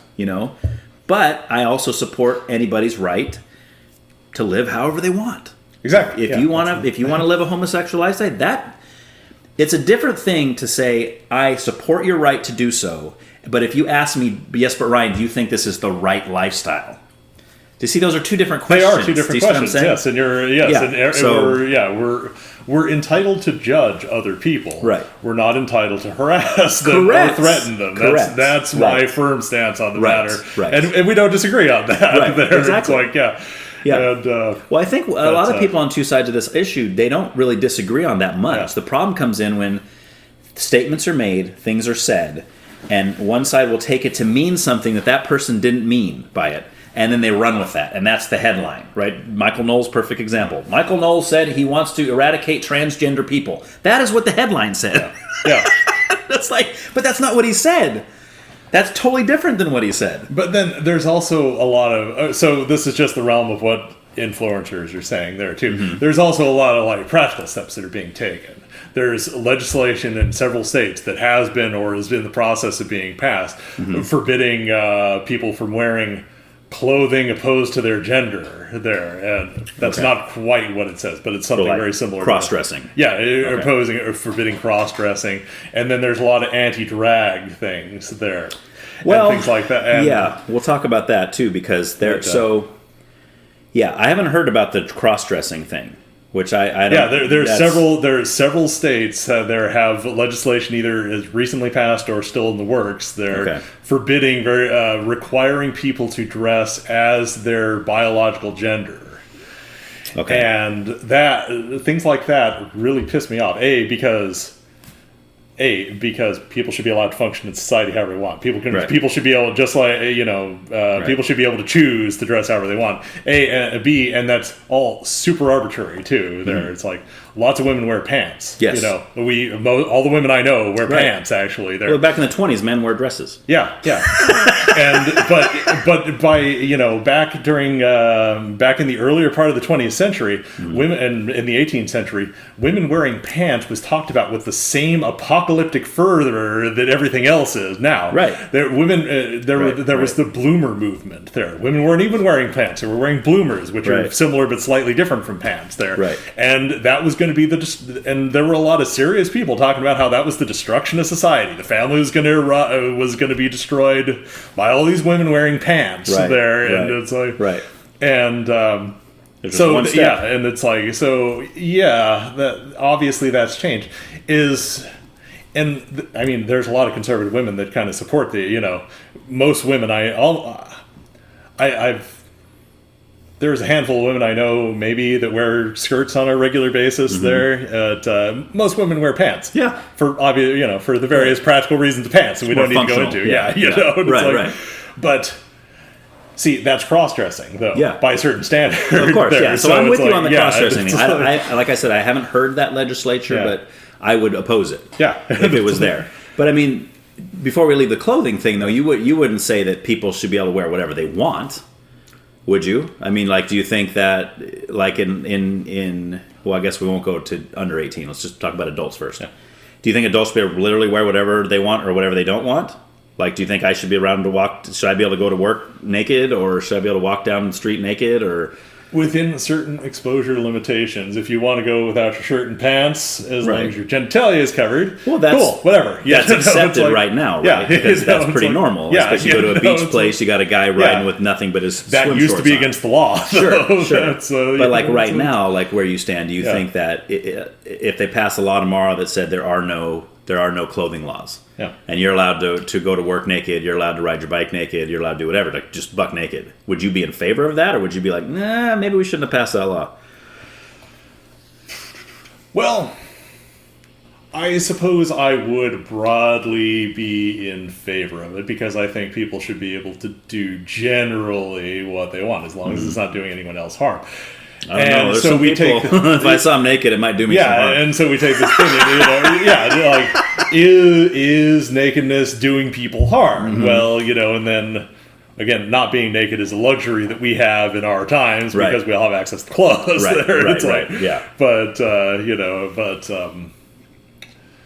So in that situation, I would broadly be in favor of it. I think, but I do suspect from a practical standpoint, after the novelty wore off, most people would go back to wearing some sort of clothes.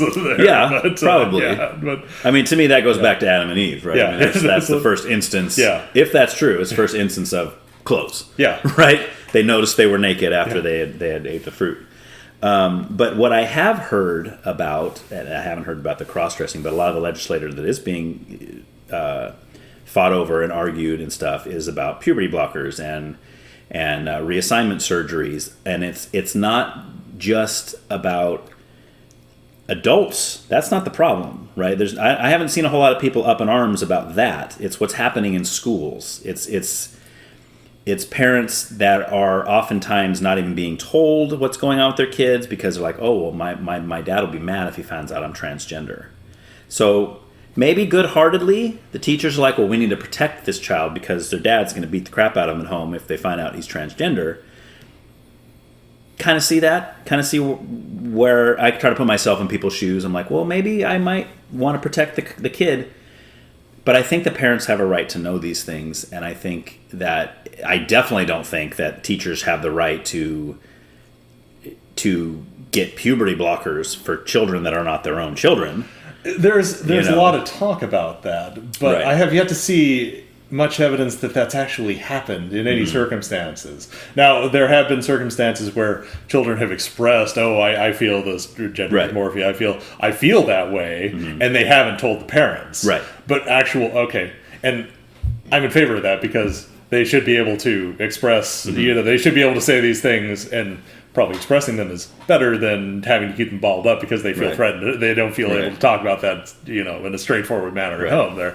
But I haven't, there's a lot of talk about that, but there doesn't seem to be a lot of evidence that it's ever actually been a thing there. And certainly children haven't undergone reassignment surgery either, because that's not a thing that happens there. You have to wait till you're 18 there. Well, there has been shown that it has been happening, like double mastectomies on teenage girls, that kind of thing. It has happened.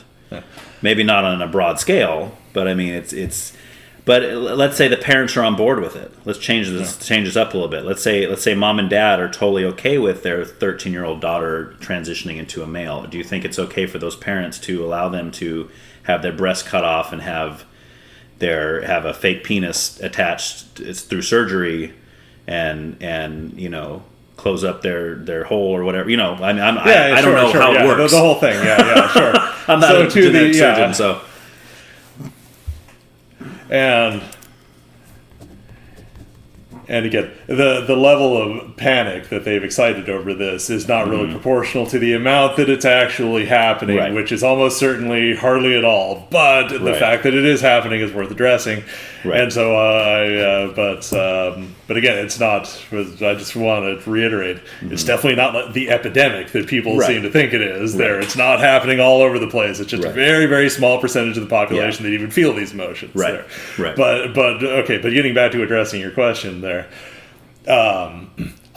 So my broader thing is, an adult I believe an adult can consent to whatever they want to do. I agree. As long as I agree. And I firmly, this also feeds into my opinion about children in sports and whatnot and thing. So, and I'm not, this is all part of the same thing for me, so I'm not really not addressing the question by sidestepping. Yeah, take your time. But it's, I agree, football causes head injuries. That's a known thing. I mean, it causes head injuries. There's a lot of There's a lot of head cracking going on in that sport. It's just the nature of the game. So an adult can consent. I'll take the risk for the opportunity to make maybe several $1 million. I'll take the risk and do that. Adult can consent to that. But that's not how those things work, though. They require a feeder thing of because you don't just get to be a professional sports player when you pick it up at 18. You have to be trained at it from the earliest youth there and go up. Right. And that's where the actual problems happen when these kids are smacking against each other. Oh, sure. So should kids be playing football? Yeah. You said it's up to the parent. That's up to the parents, and it's like even then though, it's like, well, but that's the parents consenting on behalf of their children for long-term damage that the child is going to have to deal with. That's a good point. Yeah. So it's so I'm always a little iffy about it's like an adult adult smoke away as long as you're away from my building and away from me, because you also don't have the right to impose your choice on other people. Yes, or children. You're not allowed to smoke in a car with children. Yeah, in there so smoke away if you make the choice that you're gonna do that. Then smoke away, far away from us. Right. That's fine. Amongst other people who choose to smoke, that's fine. I don't have a problem with that. If you're just affecting yourself. So I firmly believe that adults can consent to pretty much everything that doesn't do another person harm. But with the transgender kids. And I also am not necessarily in favor of parents consenting to things that might cause like playing football there, that have a strong possibility of causing long-term damage to their children there. So, So I have to say that they should have these emotions, they should experience these emotions, and they should explore these emotions. But these permanent changes, which, again, I have to reiterate, are almost certainly not really happening to anything but a tiny percentage of the population. If that even, because if it were happening, we would have a lot of names and faces in the media about, oh, this is the example of what I'm trying to make you afraid of. Right. There, it's like. Right. It's that I do disagree with there, okay. But so once they hit 18, yeah, if they had enough time to think about these things too there and consider them. Yeah. Although there is a pretty good percentage of people that do get that surgery done even after 18. Yeah, there are years later. Regret it. Yeah, but at least at that point, I say, well, you're an adult. Yeah, it's just like you can go get a tattoo when you're 18. Yeah, exactly. You might regret that tattoo when you're 25. You're like, I don't even like that girl anymore. Or that band sucks. Why'd I get that tattoo of that band? It's like I don't even like that band anymore. Or, there's just so many things that could change. It's exactly. Like somebody's like, "Oh, it's my favorite band." Well, then he got convicted for child porn. So now I hate that band. Yeah. But I got the logo tattooed on my arm. But I mean, at least you can say, well, yeah. But there's a reason why you can't get a tattoo till you're 18. Yeah. Because then you say, well, you're an adult. You made a decision. Yes, you regret your decision. It's like that tattoo that says no regrets. Yeah, indeed. Yeah. I love that one. But I guess but then the question is, and I feel the same about I'm sure I'm using the wrong terms, but the transition surgery or whatever we want to call that. If you're 18 or over and you make that decision for yourself, I support your right to do so. Yeah. I think you should be allowed to make that decision, even if you regret it later. Yeah, because we all deal with the consequences. Because that's a big deal in the media. There's a lot of prominent people who regret their transition surgery there, and they're being sent through the media cycle there too and talk about that. Right. And that can definitely happen. It's a very serious thing. Right. That can so that's why considering it is important. But my issue though is mainly the parents that are allowing their children to do something. Yeah. That it goes back to that was a great example of the football. Yeah. That's a perfect example. But I feel I never thought about that before. But I could say I feel the same way. You're right. You're as a parent, you're allowing your kid. And for me, I would probably look at statistics. What are the odds of him having brain damage from this? And if the percentage was high, and I'm willfully and purposely exposing my child to this, to where he might be a vegetable by the time he's 25. Then, I don't think I'm making these decisions for him. Maybe I'm not even telling him about the possibility of that. I'm just thinking, all right, I hope he wins the Super Bowl someday. Buy Dad a big house on the hill somewhere, And then he gets injured and he's jacked up for the rest of his life. He can't even talk. He can't think. He can't, he's just a vegetable. Yeah. And that's the parents are the ones that made that decision for him. So I would agree with that as well. So that's why with the transgender surgery, or even puberty blockers, which people say are irreversible. They are reversible. They are reversible. Though there's a lot of studies showing that they're not. There's a lot of people coming out that went through the surgeries, went through the puberty blockers that are saying, no, this is not reversible. Like this is the problem, right? So I mean, it's just kids. Kids think things. Think about when you were 13. Sure, yeah. You had probably crazy thoughts about things that you wanted to be and what you want to do. I'm going to be a superhero. Yeah. I'm going to learn how to fly. And you don't want to shoot the kids down and say, well, you idiot, you can never do that, you moron. No, you let him be a kid. Yeah. But if you're talking about listening to something he's thinking and then going through with something that is permanently going to change him based on his thought at that young of an age, that's where I'm like, I don't know. And I think that's why a lot of the legislature is going through in like Tennessee and places like that right now. See, I don't disagree with you, but I also think that it's barely happening, and there's a lot of fear mongering about it, and it's being used as a gateway. That issue is being used as a gateway to cover other activities that people disagree with, like drag. Would you take drag as one of those things? It's part of it. There's apparently a lot of people that are really into it and really enraged. I mean, they're into being enraged about it, but there's a lot of people that really enjoy being enraged about things. Right. But not just the drag, but other part that, because going back to my earlier thing, the whole reason that we're all excited about transgenderism right now is because they're using it as cover to hide other policies that they're pushing through quietly while we're all screaming about this. Right. Like what? Do you have like some examples of that? Various destructive tax policies. They're cutting. So what they're trying to do now is win the election. There, that's the thing. There, they found the presidential, Okay. all elections up and down the board. There, Okay. they found a new wedge issue to harp on. There used to be several decades ago. There was the anti-gay thing, anti-gay rights thing, Right. and I agree that they're different things. There, but it's the same sort. It's the same sort of politics in some cases. Exact same language being used. It's the same playbook, just with a new word inserted there. And so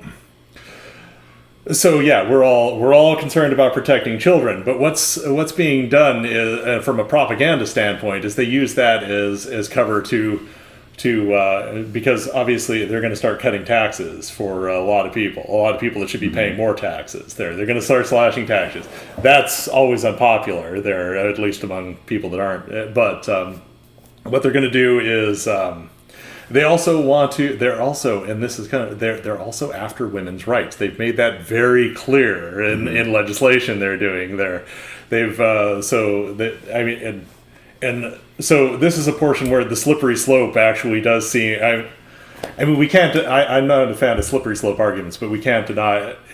But I never viewed the gay thing as a problem, so that's not my But they certainly do agree with the slippery slope aspect there. So they're pushing back on abortion. But abortion was never really their goal. Back in back at the turn of the 20th century, the word abortion actually referred to birth control there. These abortionists were just people that were providing birth control and much more rarely providing surgery. Those are the Comstock laws and whatnot. That's who Comstock was going after. Hang on, though. That's interesting because to abort means to eject.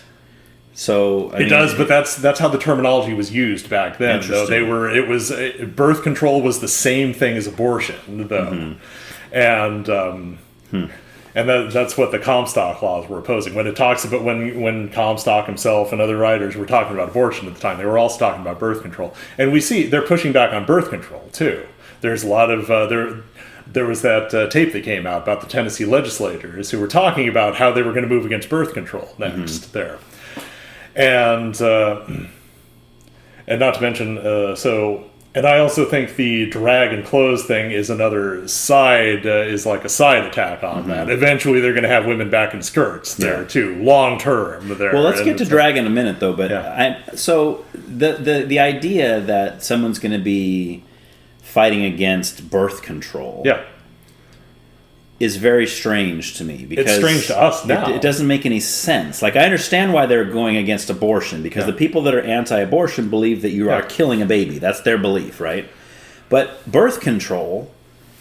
Okay, so now that you think that the pro-life people would be pro-birth control because now you have less pregnancies that are potential abortions. Exactly. That's the argument that pro-choice people are using there. That doesn't make any sense. It doesn't make a lot of sense, but it is a thing that's happening there. They're pushing. What's their reason, I guess is what I'm asking. What is their point behind that? Because women are whores. That's the thing. That's the thing they're talking about. These women, because they're able to have sex with less risk of getting pregnant. There, it encourages sexual immorality amongst women, which is an important policy for them. So they think if they take condoms out of the stores, that's going to make less sex. And there's that's the argument. Even though we have a whole population of the earth that speaks otherwise, there, right? And then there's a lot of other aspects of it too. There's the people that go even further than the life begins at conception. They're the ones that think every sperm, and there's biblical. They quote the better your seed go into the belly of the whore than on the ground. I can't remember. Right. That every sperm is actually a potential life and therefore needs to be protected. There. Yeah, I've heard that extreme view. That they'll even say things like masturbation. It's the same as abortion. Because you're preventing. It's like no. Yeah. I mean, so that's like saying whenever a woman has her period, that's an abortion. No, she's ejecting an egg that's not fertilized. Right? It has to be fertilized for it to be a life. I mean, I know there's arguments about when it becomes a life. But there's no argument that an unfertilized egg is a life. Nobody's arguing that. There's no argument that a sperm is a life on its own. There's nobody really... I mean, I shouldn't say nobody. There's always weirdos out there that are arguing all kinds of stuff. But there's no prominent group of people that's actually saying, yes, a sperm cell is a life. No, it's not life. It has to be the two together. The two come together to make a life. That's why a man can't make a baby by himself, neither can a woman. But certain parties are do believe these things, and the agenda is steadily pushing away. But it's not about morality. Even the abortion thing isn't really about the morality of abortion or not. It's for the people that are really pushing it hard. It's ultimately about controlling women, though. And pushing them back into the kitchen, back into the thing, and restoring the ancient society. Yeah, I can't speak for everybody on the planet. Yeah. But my pro-life stance is not that at all. No, a lot of people aren't, but because it's not at all. It's slippery slope. But it's not. See, I would say it's a very moral issue, and I think that, and in fact, on this podcast, I had a pretty in-depth discussion about abortion, and it was a great discussion. And but what we kept coming back to is really we can go back and forth on arguing about it, but the only question that really matters is when it's a life. That's the only question that matters, because you can say, because most people, even pro-choice people, aren't going to sit there and say, some of them will, but most of them aren't going to say, yes, I think you should be able to kill your baby. They're not going to word it that way. What they're going to say is, an abortion's not a baby. No. That's what they're saying. You're aborting it before it becomes a baby. It's not a life yet. And then the pro-life people would say, no, it's a life from sperm to egg conception. Yeah. That's a life right there. That's the only argument that really matters. And once you can establish that, not that they ever will ever find common ground there, but if they could come, let's say they came to an agreement. Let's say the pro-choice people's like, oh, you're right. We've seen scientifically proven that sperm to egg is a life. So now your issue is, should you be allowed to kill that life or not? And most of the pro-choice people, if they believed that, which they don't, but if they did, they would say, oh, no, I don't think you should be able to kill that, because now you're killing a life. Do you see, like, we're pretty much all on the same page as far as you shouldn't be able to kill a life. Yeah. The conflict comes in when you're thinking, when is it a life? Yeah. Do you see what I'm saying? Like, so that's the main issue there.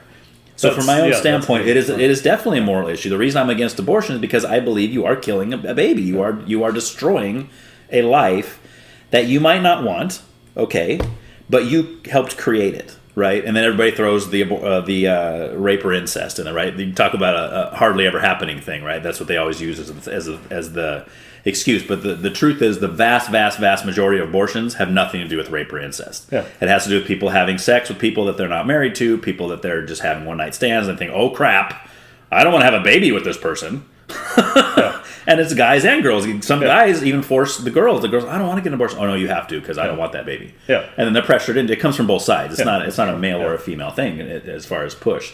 But I mean, I would say to me that what you just said, that's a minority of these chauvinistic, thugs out in the middle of nowhere. They're like, yeah, we need to get women's shoes off and back in the kitchen. What is all this? Just take away their rights to vote, and let's take away their rights for everything so they can just serve us for the rest of humanity. Yeah.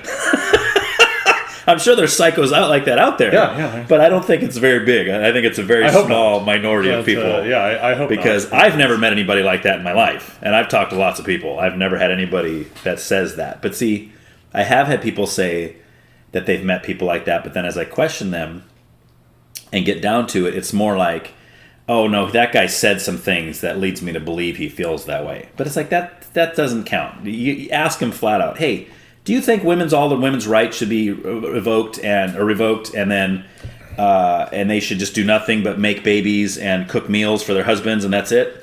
Find me the people that are going to stand up and say, amen to that. Well, yeah, you're not going to find a lot of people that will argue in favor of that in those terms there. Right. But at least not publicly. It's couched in family values and other terms you like that used to mask things. Well, but that's a good point, because that's a good point of, I think, something that's misconstrued, right? Because if you were to ask me, Ryan, what do you think is a proper family structure, right? I would say something that you'd probably disagree with. I would say, well, I do. I think the proper Christian, I think it comes from Christianity, the Bible, structure is, you got the hunter-gatherer, you got the mother or nurturer, right? The problem I see is that because of feminism and the society that we've kind of built for ourselves now, is that's seen as a superiority-inferiority thing.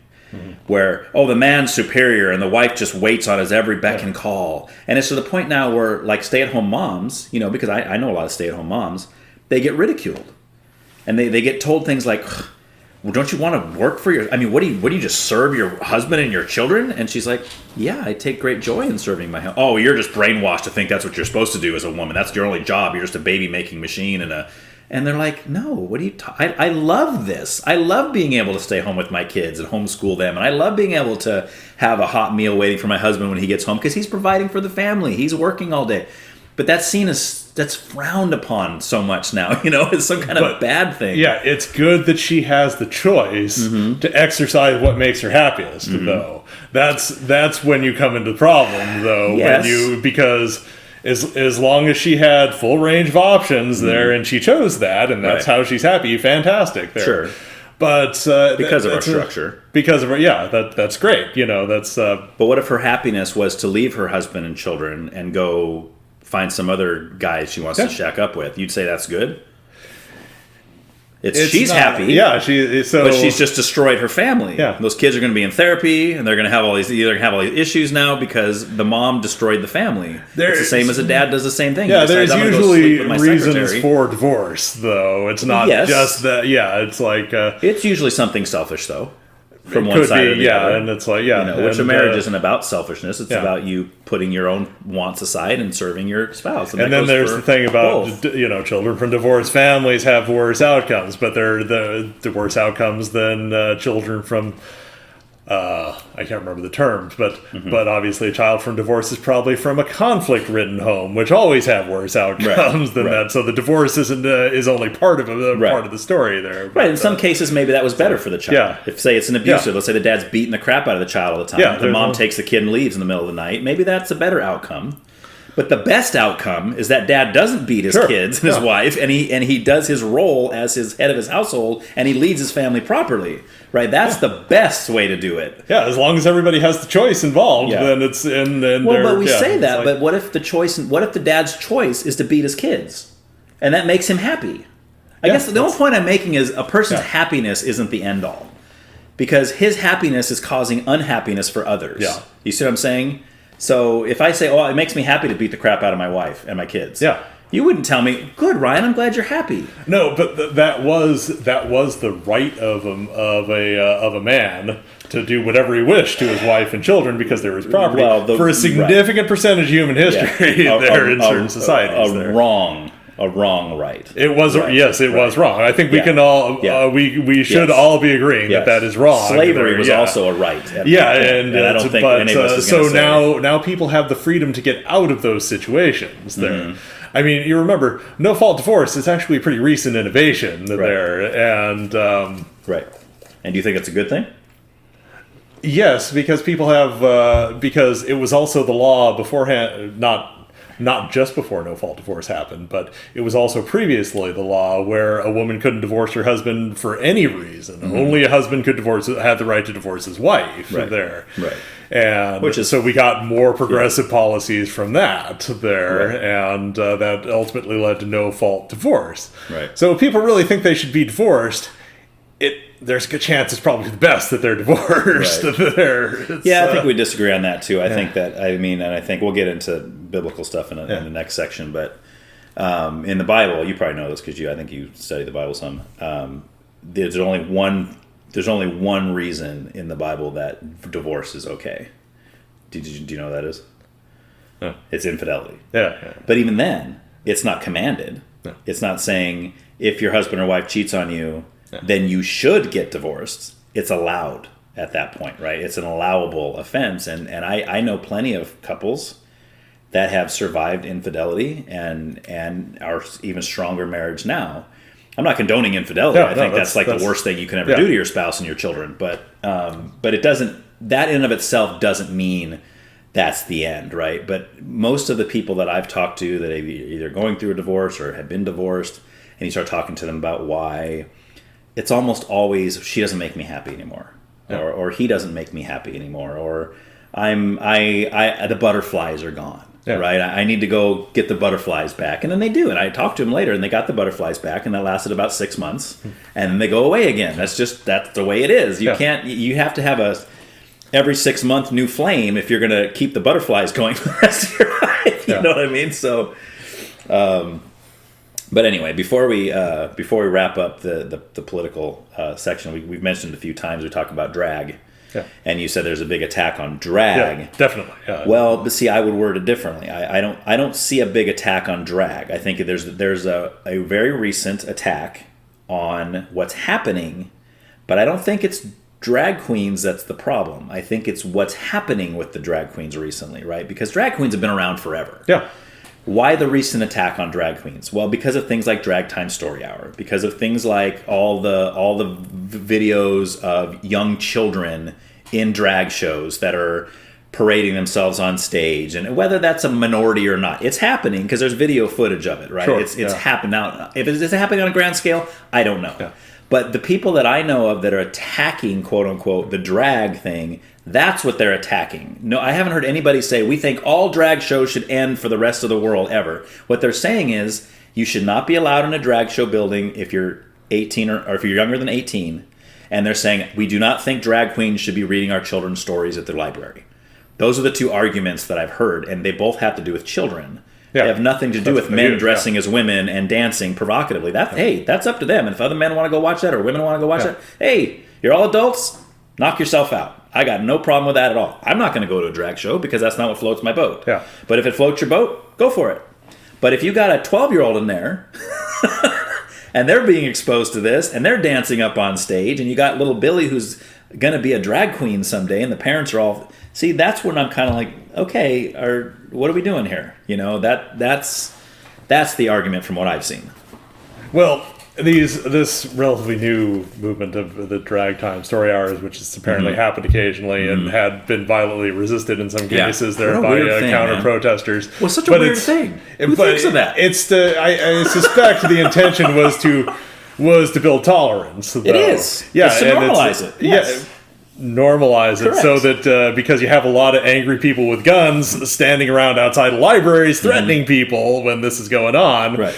And maybe we should get to a position where that's it's not that's people aren't sent into a rage when stuff like that's going on there. Well, I agree. I don't think a guy should be standing outside with a gun wanting to kill the drag queen after he comes out from reading, or just be threatening there, or anything. But I mean, my question goes back to, why?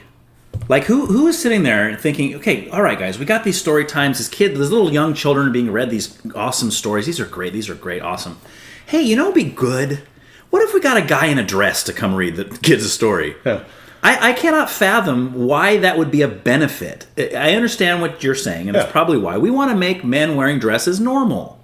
Because we don't want little kids to see men wearing dresses as weird. Right? It's the same as the transgender. We want to normalize transgender. That's why they're putting it in movies. We want to normalize gay culture. That's why we're putting it in movies. We want kids to grow up thinking this is normal. And I understand that viewpoint from the side of the aisle that sees absolutely nothing wrong with it. Yeah. Because if that was me and I was like, no, this is all great. Of course it should be normal. I'd be exposing my kids to it all the time because I want them to think it's normal. But what if you believe it's not normal? Is that a wrong belief to not want that pushed on your kids or to be normalized to your kids? Teaching your children to be hostile to other people, but okay, so... Well, not hostile. No, but yeah, so to your point there, though, but these are also voluntary activities there. There was information about what they were going to be. It's not an accident that those children were there. I agree. Those people who were protesting them don't have children at the thing. Right. They're protesting the existence of it there. Right. So by the same token, they can choose not to take their child to this voluntary event. I agree. Other people can choose to take their children to this voluntary event. Right. And but you wouldn't agree with that on everything. Like if it was, let's say, this would be my first extreme example of the day. I'm known for these. I go all the way to one side. Sure. So if it was, let's say, deciding to bring your 10-year-old to a porn shoot, they're not involved in any of the sex, but they're watching people have sex on camera. Would you say that that's the parent's right to take them to that? Or would you stand up and say, no, that's the line. That crosses the line. And if that doesn't cross the line, I know something does, so you can tell me what you would say would cross the line. Because I know you're not saying anything goes. The parents should be able to expose. No, certainly not. I do not. I firmly do not believe in a parent's absolute right over their children. There, that's just with exposure, not so much with like obviously abuse. Yeah, you're not going to say I think parents can do whatever they want to their kids. Obviously not. But I'm just talking about like things that you're exposing children to as a parent. You're purposely taking them to something that they're going to view, they're going to hear, they're going to see, whatever. Whether it's a drag show, whether it's a strip club, whether it's a rated R movie with lots of violence and blood and guts everywhere. Like, where's the line for that? Yeah, I don't have a good answer for that, unfortunately, but... And I know you don't have kids, so it's probably harder for you to answer a question like that, really. But I mean, I don't have a good answer for that. But okay. I also don't. Yeah, but okay. I also agree with the idea of creating a situation where people aren't afraid of anything that's a little different, where they can address it, they can look at it, and they don't react sharply with fear or anger or whatever. And I agree to an extent. I agree to an extent, and that's why I don't like the terms homophobia or transphobia, because I'm not afraid of homosexual people, nor am I afraid of trans people. There's no fear there. Nor do I plan to teach my children to be afraid. Yeah. Not afraid. I want you to be afraid of a guy who's waving a gun or a knife or something somewhere. Yeah, be afraid of that guy so you'll run away from him, yes. But a person's sexual preference or the way they choose to live their life, I don't want you to be afraid. But I also don't want you to think it's normal, because in my mind it's not normal. I don't think that's normal. Sure. So the way I would present it to my kids, I say, hey, Daddy, why is that guy wearing a dress? Or why are those two guys kissing? You know, what's that? That looks strange to me. And my first thought was, well, it should look strange to you because it's strange. It's and I know that's not popular, right, among a lot of people. They say, well, Ryan, how dare you decide what's strange? That's just my worldview. I happen to believe that is not natural. I don't think that's the way God designed things to be. That's my own personal opinion. If someone else thinks that that's totally normal and right, hey, that's fine. But I also don't want my kids to think it's normal and right. When I don't, right? That's what we do with our kids. Sure, we're going to teach them what we think is right and what we think is wrong, right? That's just the way it is. Yeah. And people will disagree with me on that, and I will disagree with other people's parenting, and that's just the way it's going to go. Yeah. But yeah, it's not a fear, is my point. Like, that's why I've always hated those terms. Oh, you're transphobic.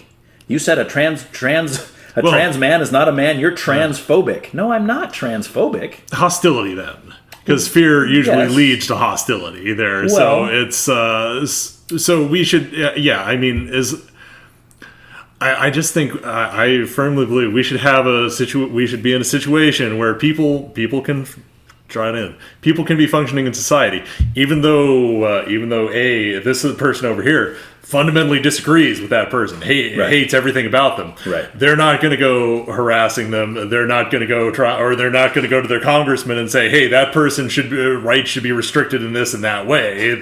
Right. That's so sure, and that starts by creating an atmosphere where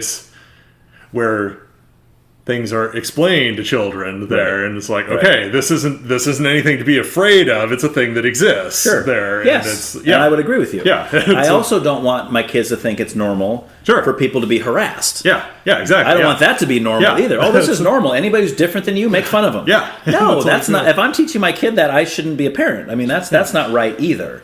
But I think it brings a discussion. It should bring a discussion. You know, as it comes up. If I'm walking around and some guy in a dress is walking down the street, my kid's going to notice that. Yeah. Because look around. There's hundreds of guys out here. There's only one wearing a dress. Yeah. So that's out of the ordinary. So they're going to notice that. And they might say, hey, Daddy, why is that guy wearing a dress? So I can explain, well, honey, I don't know him. Yeah. So I don't know why. I can't tell you why he's wearing a dress. I would have to ask him that. But there are some men that like to dress in women's clothes. That's the way I would explain it. If they say, well, Daddy, how come you don't dress in women's clothes? Well, because I don't agree with that. I think that I'm going to dress. But again, see, the clothing thing is weird. because it goes back and forth, right? Yeah. We all decided what men's clothes are and what women's clothes are. 100 years ago, we could have decided that dresses were men and pants, jeans were for women, and that was the norm. And then we'd be sitting here today going, "Did you see that guy wearing pants? Yeah, exactly. What a weirdo. Where's his dress? Daddy, why is that guy wearing pants? You know, he's a weirdo, honey. He's wearing pants. You know, where's his dress? I don't know. All the other guys around here are wearing dresses. I don't, it's like, so, I mean, for sure. But yeah, I think normalize is the right word that we need to use there, because I think that is exactly what's happening, and that's what they're trying to do. And I understand. And when the opposing side to the transgender thing, they use the word agenda, which I know doesn't go over well, but I think that's what they mean. It's the idea that they're trying to normalize everything for children, like with movies and that kind of thing, right? Yeah, representation. Yeah, representation. You want to make it look like, you don't want it to be weird. You want it to be normal. Oh yeah, there's two men holding hands. It's normal. Oh, there's a man in a dress. Totally normal. You know. And I understand that, because if I was on that side of the aisle where I felt like those things were normal, I totally get it. I would probably be doing the same thing. I would be teaching my kids all about it, and I'd be saying, look, this is totally normal. In fact, little Johnny, if you want to be that, hey, that's great. You want to be a girl, you can be a girl. You know, I would be that parent if I believed that. Yeah. But I don't. Yeah. You know, so I go the other way with it, and then, you know, you get a lot of hatred my way because of that. You know, you're just child abuse. You're abusing your children, you know, but I don't know about that, but anyway, I said lastly already, but there's one thing. This might open up a can of worms, so I'm hesitant to even ask. But we got a little bit of time left in the politics start. So we briefly mentioned Trump. Mm-hmm. I'm guessing you're not a big fan. No, I'm not a fan. Okay, what is it? Let me ask this, the same question I ask everybody. Is it a personality thing, or is it a policy thing, or is it both? So, yes, he has a... It's not even good to address his personality, because either that's not the important part. He has... It's not. Everybody already knows what his personality is. Yes. You either love that or you find it off-putting. Yes. There. Most people, I think, find it off-putting. Yeah, and it's like, so... But, from a policy perspective...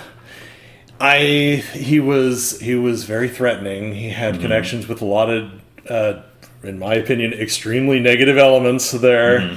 He supported a lot of very dangerous activists out there. You see, and that's the thing. I think that a lot of the attention, a lot of the groups that he got support from, he's probably barely aware of them and what they believe, because his thing was, oh, you love me? Good, you're good. 100%. You don't love me? You're bad, and I'm going to try and destroy you. 100%. You are dead right. Yeah, that was his right and wrong there. That was pretty much his only moral standard for anything. Yeah, you compliment me, then you're great. Yeah, I don't care what you've done in your past. Oh, you're a mass murderer, but you complimented me? Great, you're my guy. Yeah, exactly. That was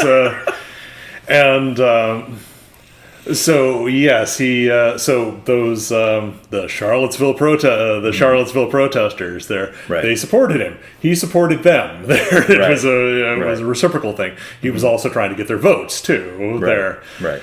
He's a businessman. Right? Yeah, he works. He's a business minded. Kinda. I mean, there's a lot of evidence that he wasn't ever that competent, and he inherited his wealth, and he was actually in pretty bad shape before his show started, and they actually refurbished some of his rooms there to make him look more successful than he was. Right. But so he's really more of a grifter, fraudster type there, and He has committed a lot of crimes in the past. He's very open about that, because that's been his family strategy for decades. Oh yeah, just be very open about what you're doing, and people aren't going to stop you from doing it. Well, and I think that benefited him, because I think a lot of people appreciated that. Yeah, even people are like, well, I don't agree with what you did, but I want a president who's honest. They saw that as honesty, even though it's fundamentally dishonest or beyond. It's beyond the standard of honesty, because it was totally random. When you're being honest about your dishonesty. Yeah. I mean, he said, it's a joke. If you didn't agree with it, it's a joke. If you agreed with it, it wasn't a joke. There, he said that in a speech one time. There, and it's like that's awesome. And so it's like he was. Yeah, it's just beyond the concept of honesty. He had no interest in the truth at all. He just said whatever. He said contradictory stuff within the same sentences there. But again, that's not the important part of it there. What his problem was he had these very sinister people around him who pushed him into certain agendas he probably was barely aware of and didn't care about there, but they supported him. So he and he wasn't that interested in the whole concept of governing. He just wanted the attention there. Right. He wanted to be king. He was having the time of his life going around campaigning, giving rallies there because all those people liked him. Yes. And he was that he would have, I'm sure he would have done that for the rest of his life if he hadn't gotten elected president there, because that's probably why he's running again. It's probably because that's the part he enjoyed there. And so same question though for Biden. Personality. Do you like Biden? I guess is the first question. He's unobjectionable, relatively unobjectionable. He's even policy wise. He hasn't done that much, and I don't strongly disagree with anything that he's done there. So policy-wise, you take Trump over Biden, and personality-wise, you take Trump over. I'm sorry, Biden over Trump. Other way, definitely, yes, and more important because of the control that person offers, exercises over various other parts of the state, the government, the executive branch. Trump let a lot of sinister, incompetent, or malicious people into those positions there. So Biden is at least keeping that at bay for now. So Trump, Biden, 2024, you're going Biden. Yeah. But are you hoping that someone other than Biden gets the primary nomination?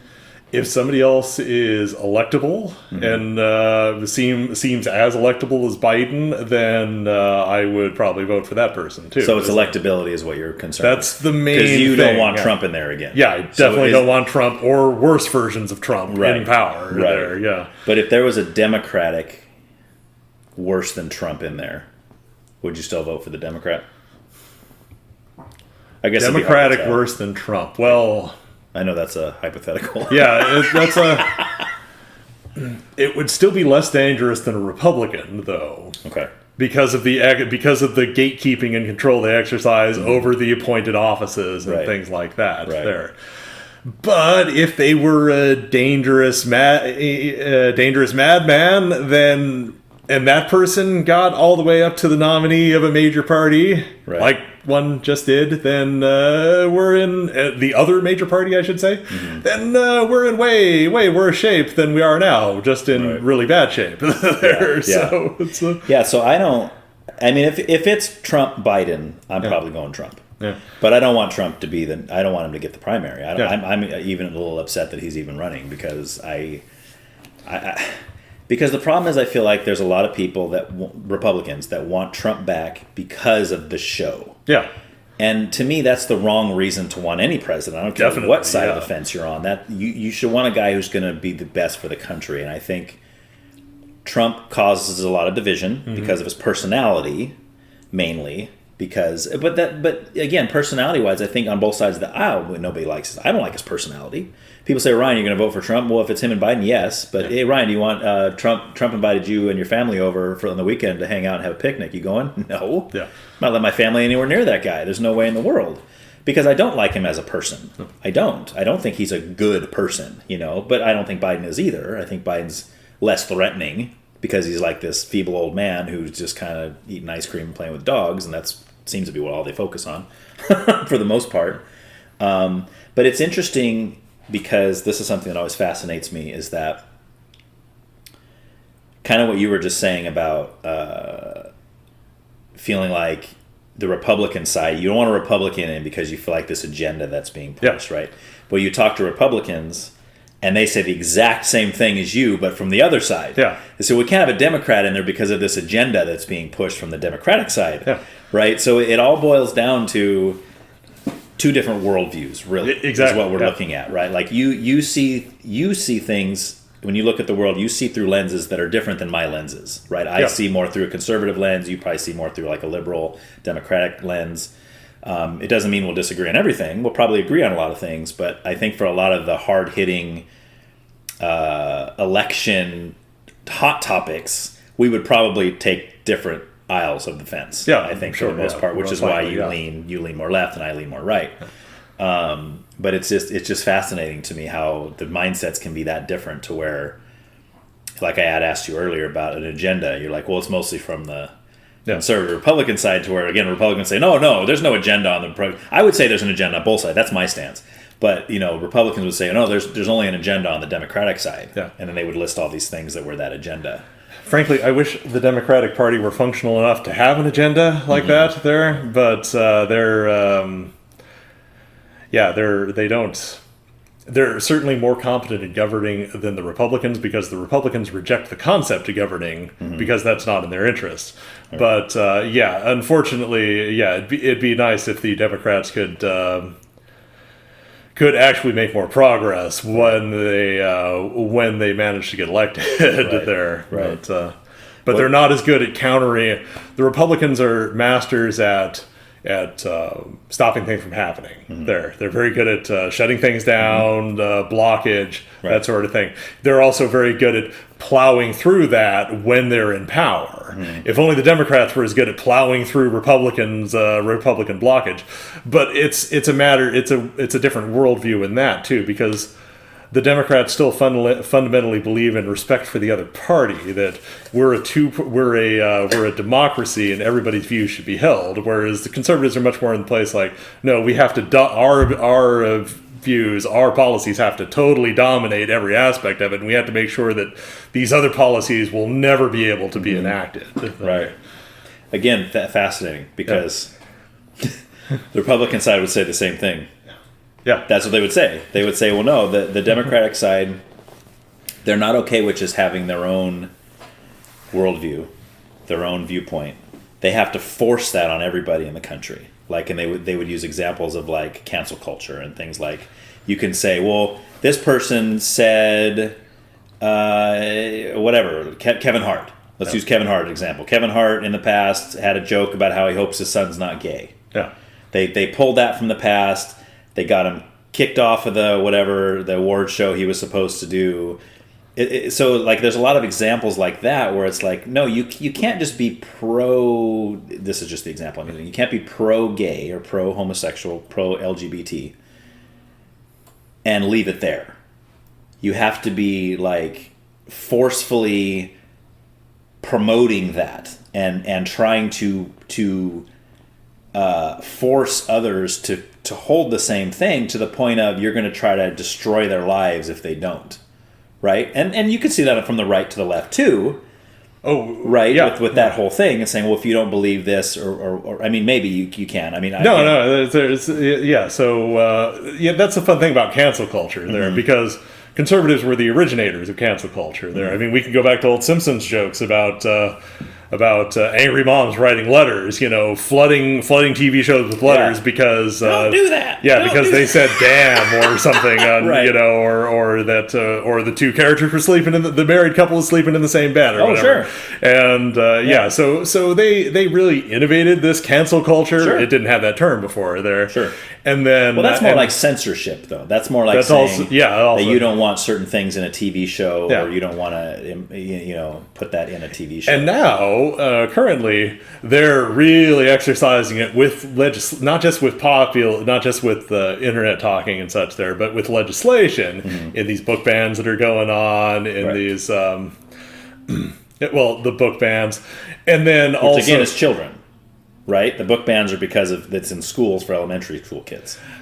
That's why there's book bans, right? There's no book bans for adult content and saying we don't think these books should be in the bookstore. They're also they shouldn't be in the library because children can wander around any part of the library and see them. I've only heard that in school libraries. That's all I've heard, that the ban. Yeah, but it's also much wider than that there, because our colleagues. Is it okay to say we both work at a library? Yes. It's like, yeah, sure. okay, so I don't know how private you are on this, but No, it's that's fine. Yeah. we both work at a library there. Right. We have colleagues across the country. They're getting death threats and harassment. Okay, so a favorite term of the right is groomer. Yes. These people are grooming them. Right. Now, what they actually they're saying, they're grooming them for their liberal agenda. But what they really mean by that term is child molester. They're a pedophile because that's where the term comes from. They're grooming them. They're to prepare them to be molested. Yeah, exactly. And so and they like to throw that. Everybody I disagree with is child molester. Child molester. This and that, I agree. that. They do that. Yeah, that's something that happens there. Our colleagues across the country are being called child molesters. They're again, I tried to look it up. I couldn't find the gentleman's name, but there was a sitting congressman who said this pornography is in this library. Yeah, I'm sorry. I shouldn't even give this example because I researched it and I could not find it. But just news moves so fast. This stuff happens all the time there. Right. But and he made a rather threatening statement suggesting his supporters go and do something to the library there. And several libraries have been defunded there. Right. A lot of our colleagues have been fired there. Right. Now, I would disagree with that. Yeah. I think if it's an adult section of the library, I mean, and here, this is where I might even cross the line, maybe with you. I think anything goes. I don't think when it comes to an adult library there should be because adults can check out whatever they want. Yeah. I think that they should be able to check out pornography if they want to. I think they should be able to check out brutally violent stuff. I think they should be able to check out things that, let's use a weird example, that glorify Hitler. Okay, yeah. There's a novel that makes Hitler be the savior of the world. If someone wants to write that and someone wants to read that and they're adults, fine. Yeah, that's the freedom they have. But my only beef, again, is these, what I would see as agenda-pushing books and stuff. But see, I'm not even going to go there. No. I don't think any sexual book should be in an elementary school library. I don't care if it's heterosexual, homosexual, transgender. I don't care. I don't think that should be available for children in elementary school to go to their library and check out a book. The book Genderqueer is the big one everybody talks about, right? With graphic descriptions of sexual acts. And these are particular ones are homosexual acts. To me, that doesn't matter. That's not my concern. It could have been a book called whatever, about sex between a male and a female. Yeah. That's in an elementary school library. I would still have the same problem as I do with genderqueer right now. But if you want to have genderqueer upstairs at our library in the section for adults, great. No problem. I got no problem with it. I'm not going to sit there and say, no, ban the book. So I guess what I'm saying is I don't see a whole lot of, like what you saw in the old days. It was like, we need to ban this book, which meant the publisher's not allowed to publish it. You're not allowed to sell it in bookstores. I don't see a lot of that. What I'm seeing right now is that book should not be allowed in an elementary school library. So you see, that's different than saying the book should be wiped from the face of the earth, as opposed to it just shouldn't be readily available for children. Yeah, so the other part of that is that they're also, by doing that, they're opposing other parents' choices, though, because another parent might disagree with you, might think, okay, well, I need, my kid shouldn't, my kid should have a relaxed attitude towards these things. Well, couldn't they just go get the book for their own kid and from a public library? Well, why can't a conservative parent then stop their child from looking at that material? Well, how do they if they're not in the school? That's what I'm saying. That's like saying there's drugs allowed on campus, and you just tell your kids, Tommy, don't do drugs, but they're readily available for him any time. Right, the temptation's there.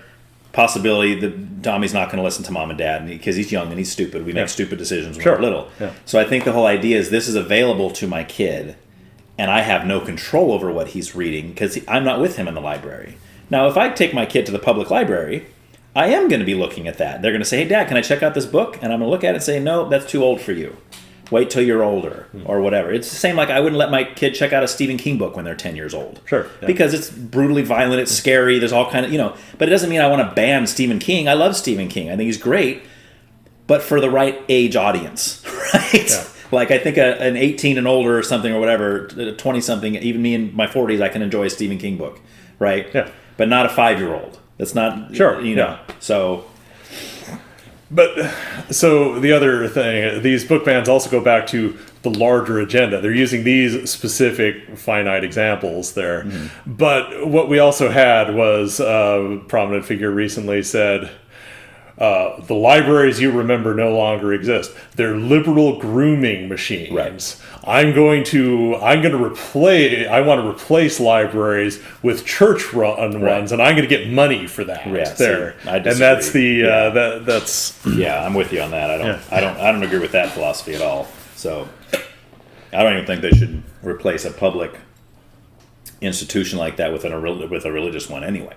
I don't think that's the answer. Yeah. Because even though I'm a Christian, which we'll get into in a minute, but I mean, I don't think that the government should impose Christianity on the country. Yeah, definitely. That's why I don't agree with Christians to say this is a Christian nation. I don't agree with that. I don't even think that we were founded as a Christian nation. I think we're maybe a deistic nation, like Thomas Jefferson. They were deists. Yeah. They believed in God, but they weren't necessarily Christians. You know what I'm saying? They weren't like followers of Jesus and believers in the Bible. Some of them were, but not all of them. Yeah, and even if they were Christians, they deliberately did not write that into the Constitution. They said freedom of religion, right? And that's what I always tell people. Oh, this is a Christian nation. No. If this was a Christian nation, they wouldn't have said freedom of religion. They would have said that the religion of this country is going to be Christian. If you're going to be a different religion, you can just get out. Yeah, and they didn't do that because there was because back then, in the 1700s, there was a lot of clear evidence that was not a good system there, because they had just gotten through 150 years of savage warfare with millions of people dying there because of a fundamental religious disagreement, and because those were politically backed religions there. So, there's very good reasons not to have that. Yes, well, we're going to get into that next.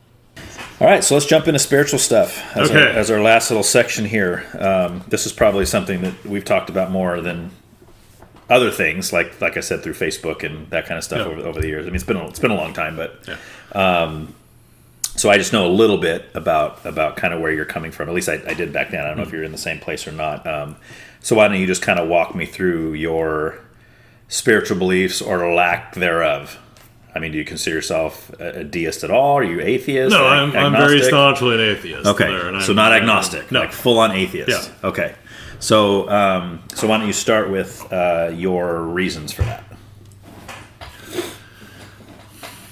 Well, so I've always been it never occurred to, I remember being a little kid and having other kids talk about God, and it never occurred to me that was, like, when I was a kid, I thought dragons were right there. But I always acknowledged that they were fake, and then people would and then I would listen to other kids say, oh, the angels do this and that, and it's like, well, okay, it's cool, that's cool too, but they're fake, right? It's like, so you saw it all as mythology. Yeah, basically. It's like, but I mean, and my parents weren't atheists. They're my mom's dead, and she was at the end of her life, and my dad is now pretty much. But they were both atheists. No, not really though. They just okay. They went to church a lot as kids, and they always thought it was really boring and sucked, and so they did not want to continue doing that once they weren't being forced to by my mom's case, her grandmother, my great grandmother. So they never did that to you. They never. So it was like we. I mean, I was in the Cub Scouts there, and that was religion as part of the thing, and it's a private organization. That's Used quite to appropriate. Not so much they anymore, don't really exist anymore, but it's so you hear a little. That was part of the patches. You'd study not patches in Cub Scouts, but that was one of the units. You'd study little Bible stories and whatnot there, and it was like, and. So I had that background then, but I still it never occurred to me to believe in any of that there. Okay. And then going forward, it was like I had that, and then there are these people that would take, like a lot of people, they really, I mean, that's the whole point of religion. You got to live your life by it there. And I was like, well, I remember those old Bible stories there that they would tell, and then you actually compare those to the story in the Bible, and it's like, well, no, this is like the storybook sanitized version. It often doesn't even have the same message as the actual Bible. The actual story is written in the Bible. Right. Because some of those stories in the Bible are frightening. Yeah, they are. Like, you can't tell them to kids, you know? Yeah, and it's like, there's a lot of content in the and it's like, but often it's like, okay, so this isn't even like really educating them about this book there. Mm-hmm. It's more pushing this narrative and agenda that's been created around this ancient text there that suits a more modern audience there. Mm-hmm. And so then I went through a phase thinking, well, if people just knew what was in the book there and it's not what they were taught in Sunday school, then obviously everybody would drop it. Oh, okay. And so Interesting.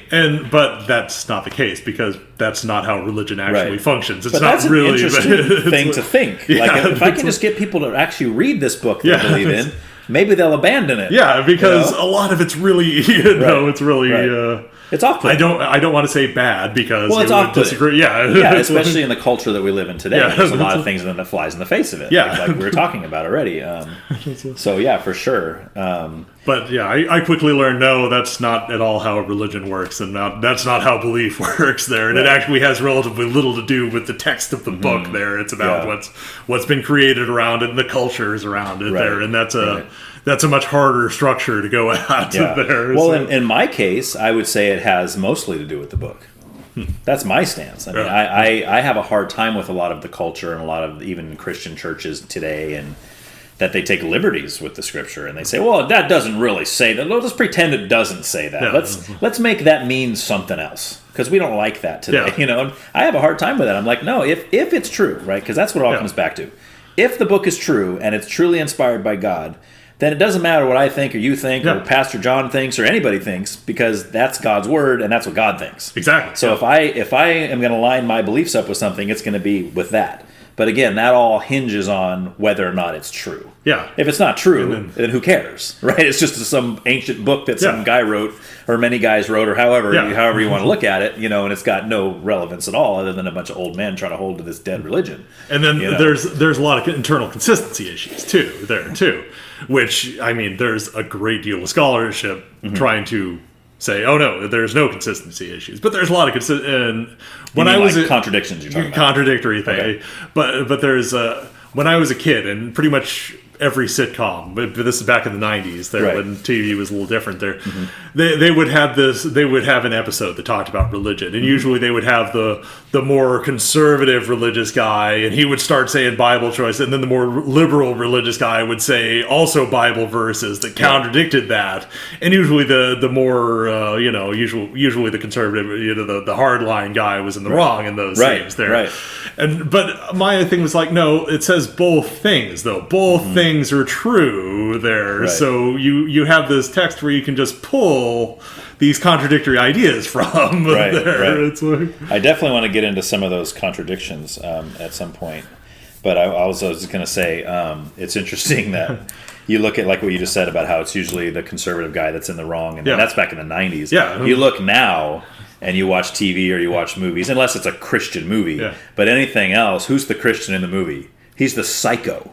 Right, he's always like the guy who's like out of his mind and he's saying crazy, look to the skies, there's the chariots of fire and all this kind of stuff. He's like this psycho, and I always watch that and they go, well, no wonder like the normal lay person just thinks Christians are psycho. You know, it's that coupled with some guy who shoots up a school or something and he's got in his manifesto that he loves Jesus or something. Everybody thinks, well, that's what Christians do. Obviously, this must be what the Bible teaches. It teaches to go off and shoot up schools, and it's like, well, that's not me. I very rarely do I see a movie today or a TV show where I feel like I'm properly represented. Like I see a Christian character, I'm like, yeah, that's just like I believe. Yeah, that's exactly the way I am. Hardly ever. Sometimes it may be a Christian movie, but even then, because of the culture and because of the modern day kind of beliefs and stuff.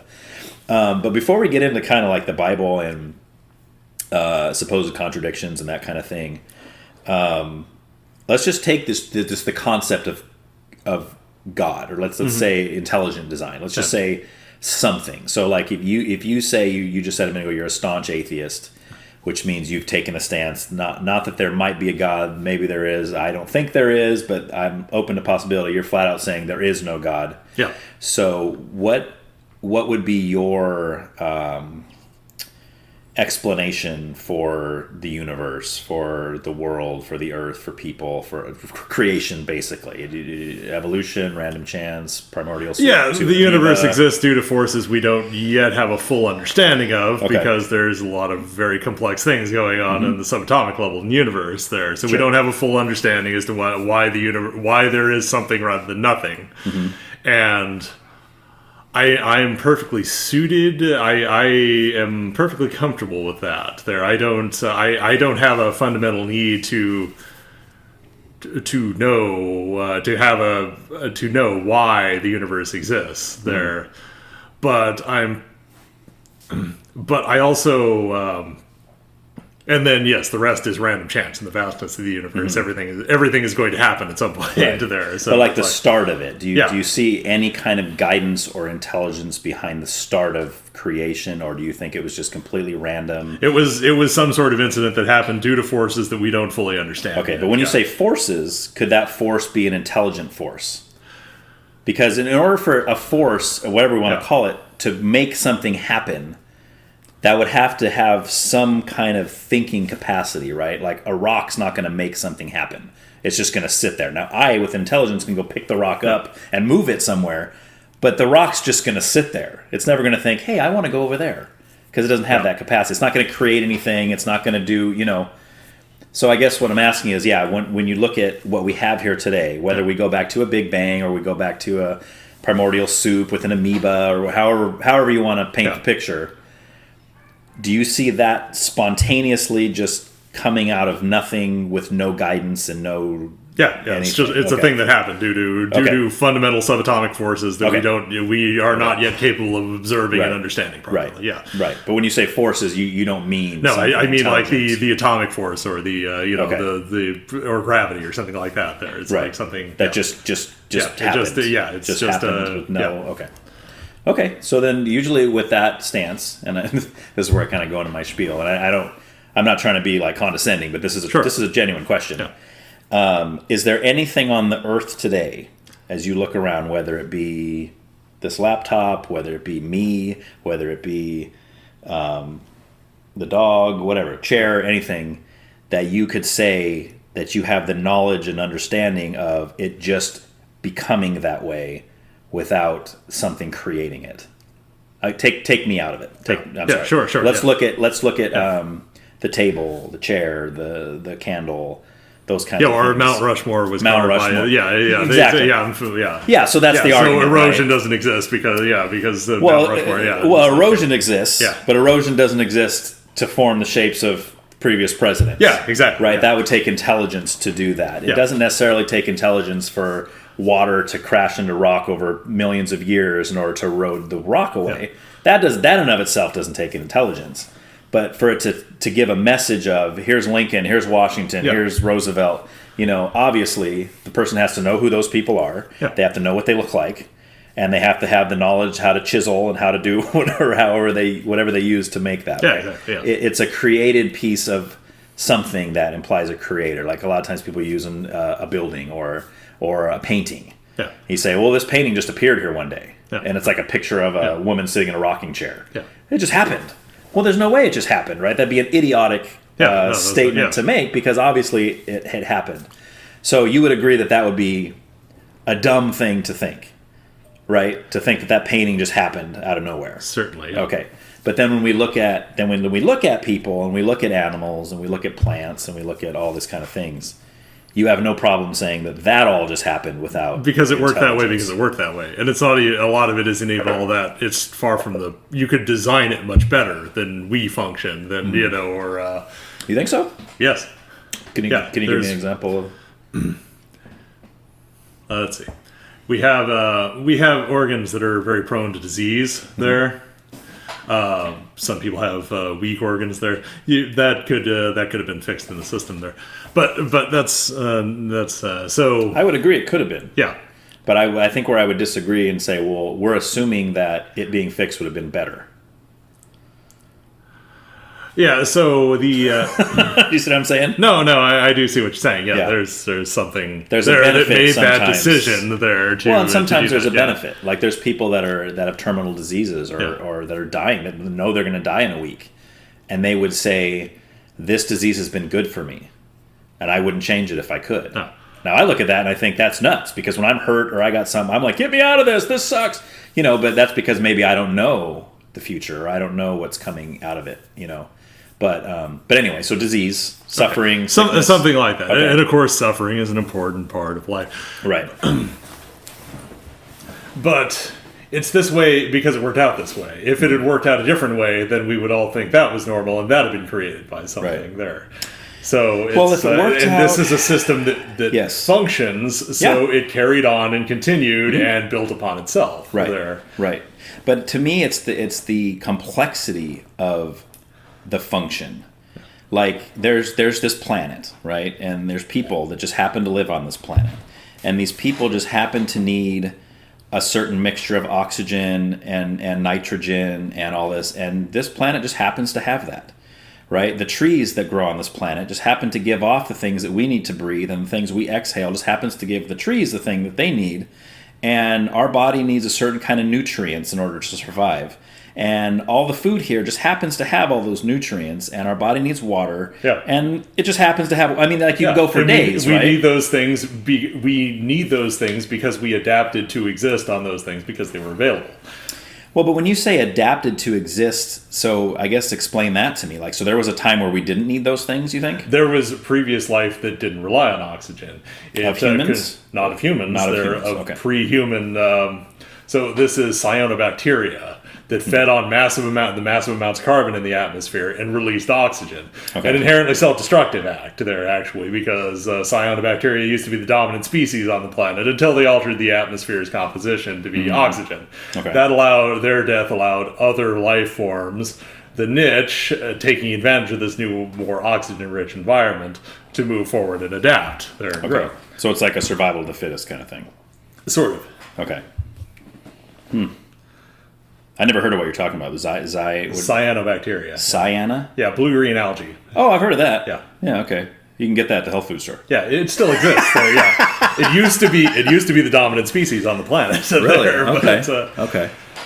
But that's not even the fun part there. Something rather than nothing there. Mm-hmm. That's a difficult question because we don't have complete knowledge yet there. True. Yeah. Nor do we have any examples of that, of something out of nothing. Like I can't point to any examples right now currently in our world that I would say that just happened out of nothing. Spontaneous generation. Yeah. Right. It's always comes from something else, right? It's always either somebody made it or an animal gives birth to another animal, therefore it came from that animal. Like it's always a continuation of something else or some intelligence behind something, So that's and unfortunately, I'm not a biologist, so I'm not fully equipped to debate this. But that's always sort of a side note, though, the intelligence divine aspect, because that's not really what you mean, though. You don't mean there's a clockwork creator that nudged things into existence. No, you believe there's an active creator that's constantly manifesting in the world there. Right, but that's step one. Right, so that's you're right. I believe in a personal God who interacts with humanity, and I do believe that.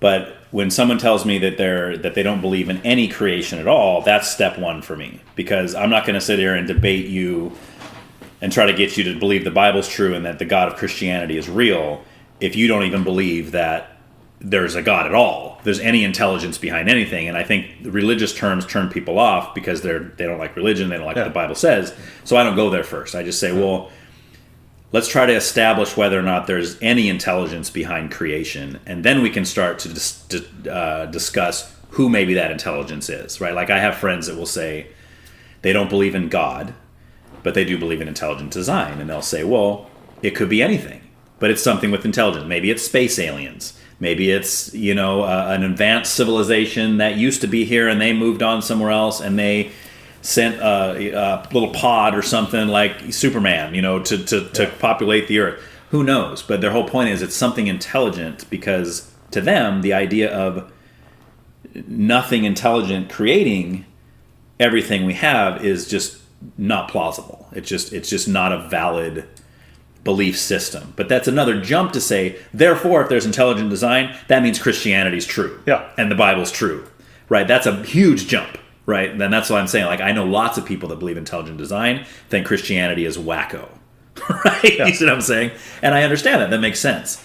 I get it. But because I think to believe Christianity is true, that's going to, because then you got to examine all the other, because there's how many religions, all kinds of religions. And even within Christianity, there's all these different sects and, beliefs about who Jesus is and what he did and what he didn't do, and different translations of the Bible and which one's right. There's so many different ways to go after that. So so that's why I start there. But yes, I appreciate that. Yeah. So I mean, the debate of the origin, that I find that less interesting there. I mean, it's not even that objectionable if something said, if there was some first cause, some unknown, unthinking first cause. Right. Although I don't think there was. I think it was just chance. And I feel a deep degree of satisfaction that we're the awesome products of a long series of chance there. Right. Because that's far more impressive than, I think, than something saying, oh yeah, we're going to make this and everything is going to be this way there. Right. It's also much more, anyway, I find that much more impressive and much more comforting, frankly, than there's someone watching me all the time. Right. Sure. But okay, so I apologize, but I'm not really in a position to argue until the beginnings with you. Yeah, that's fine. But what I'd like to go into there is, okay, so let's pause at the thought experiment that there is a creator of the world. Okay. Why do we do what it says? And it is active, and where does its moral authority come from? The God figure? Yeah, the creator, this creator of the universe. Where does its moral authority come from? I would say it comes from itself, because I think it's an uncaused causer, or what's the term they use, right? So I think the first cause, the first. So I would say that God Himself does decrees morality. Yeah, okay. Right. So I think He's the one who decides what's moral and what's immoral. Okay. And I think that we have that laid out in Scripture. Yeah. Yeah, that's what I would say. So it's by the right of being the creator, and this universe and all of us being His property, basically. Us being His children, if you prefer to think of it that way. Sure, I guess you could word it that way, yeah. So, okay, so let's pause in another thought experiment. Let's say there is no universe, that entity doesn't exist. There's a completely different entity with all the same powers, and He created a completely separate universe. They're different. Our universe doesn't exist. So separate meaning there's two of them? No. This is an alternate path for existence. Gotcha. There's this completely other entity that created this other universe. Gotcha. There. And that one has, I could give like a lot of salacious examples, but he put in his scriptures, you honor me by murdering your neighbor, I demand child sacrifice, that sort of thing. Sure. So the people of that universe would be right by following those decrees then, because the creator of their universe does that. There. Yes. Okay. Hypothetically, yes. Yeah. But to me, that obviously paints out a very evil God. Sure. But yes, but that's good. Yes. That's good, because a lot of people, there's a lot of people out there who they choose which parts of the scripture, which parts of the thing that agree with their their pre-existing conditions, and they choose their religion. Believe me, I know. I'm arguing with those people all the time. Yeah. So I'm glad to hear that you believe that is based on their authority, that if it were a different situation, then a completely different moral system would then be right. Yeah, if you are the God of all the universe and nothing existed before you, you have been ever in existence, and you created a whole world that you designed and created and put into motion, and you're interacting with all that, and you decide what's right and wrong. Yeah, that's the absolute authority on what right and wrong is. That's the struggle I have today, is people will say, well, I don't agree. I don't agree that God, that's right or that's wrong. And they argue with me about it. Ryan, you think this. And I'm like, hey, I didn't make it up. I'm only saying this is what the God I believe in says. Like, you can debate me on whether or not that God is real, or that the scriptures I'm getting it from are trustworthy. Yeah, we can have those debates. But if, for the sake of the argument, we're going to say that it is true, then it's completely irrelevant what I think is right and wrong. Because if what I think is right, He says is wrong, he trumps me easy. I'm just a little peon that means nothing. I'm a little figment of his creation, right? Like it's like the court jester trying to tell the king how to rule the kingdom. Well, sir, I don't agree with you doing that. He's going to say, hang that guy. Who does he think he is? He's the court jester. He's not the royal king. I mean, that's a smaller scale because you're dealing with two humans. The principle is the same. Yeah, exactly. So, So I mean, I would say that. But if you were to ask me, do I like that God that you just painted out? I would say no. You don't have to. Yeah. But again, that's coming from me growing up in a world where I think morality, a big part of it anyway, is inherent. I think most people would agree that murdering people is wrong, right? That raping women is wrong. Yeah. But of course, you're going to find somebody out there who says, what are you talking about? I love murdering people. I think it's great. It's wonderful. It's fantastic. I love raping women. This is awesome. I get so much pleasure out of this. This is great, But they're the anomaly. And that's among religious and non-religious people alike. Most atheists would say murdering people is wrong. Sure. Yeah. Raping women is wrong, right? So, and there's some professing Christians who have murdered people and have raped women, right? So it's like, to me, all that's irrelevant in the sense of morality, right? What a person believes is what a person believes. But if we're going to talk about an absolute truth or an absolute morality or an absolute anything, right? That's where I'm like, well, where's that come from? Yeah. To me, there has to be a standard. Okay. Yeah. So when people come at me and say, well, Ryan, what's the standard? What's your standard? Well, my standard doesn't matter. I'm trying to line my standard up with his standard, So anyway. Yeah. No, that's good. Yeah, there's a lot of people that choose, like we were just discussing there, and basically they're standing in judgment of this thing that they're pretending to be submissive to. They judge it and see if they approve it. And that they choose amongst these various religions or various factions of Christianity or clerics. Yeah, they're choosing amongst them. They're standing in judgment and rather than submission to God. Right. Yeah. Yeah, so, and to be clear, I mean, why the question I would ask anybody that said this is what I choose, I would say why. No. Why are you holding to that as the truth? Like even let's say if I meet and talk with one of these gentlemen that comes in the library with the suits and the ties and the elder so and so on their name tag, they would say they're also Christians, right? And you say, are you a Christian? They say yes, we're from the Church of Jesus Christ of Latter-day Saints. It's like okay, but if I sat down with them like I'm sitting down with you and we started to talk about this Jesus character that we both believe in, we would quickly find out that we're describing two completely different people. Yeah. Yes, they both named Jesus, and we're both holding up this book that we call the Holy Bible. Of course, they have the Book of Mormon and some other stuff to go with it, but we're holding the same book. Yet our theology is totally different, right? I mean, we'll agree on some things, but not all. Yeah. So then I would start asking, well, why do you believe that? Why do you believe Joseph Smith was correct in his assessment? Why do you believe the Book of Mormon is equal to the Holy Bible? Why, And the same could be said for somebody sitting across from me. Yeah. Well, Ryan, why have you chosen Christianity? Why do you believe the Bible to be inerrant and true? Right? These are all valid questions. These are questions I've asked of myself. And I think part of my story, but I haven't always been a Christian. I didn't become a Christian until I was 24. In fact, I hated Christians before that. Hated them.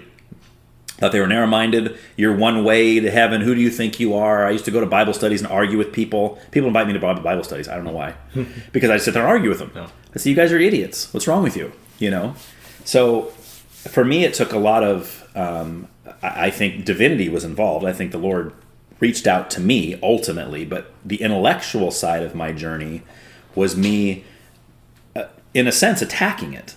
And trying to say, okay, I'm going to prove this wrong. I'm going to look at this. This can't be right. It really can't because it seems so narrow-minded to me. And there's parts of it that I disagree with. I don't understand why this says this is wrong, and even contradictions I would see that I thought were contradictions. Wait a minute, this says this here and this says this here.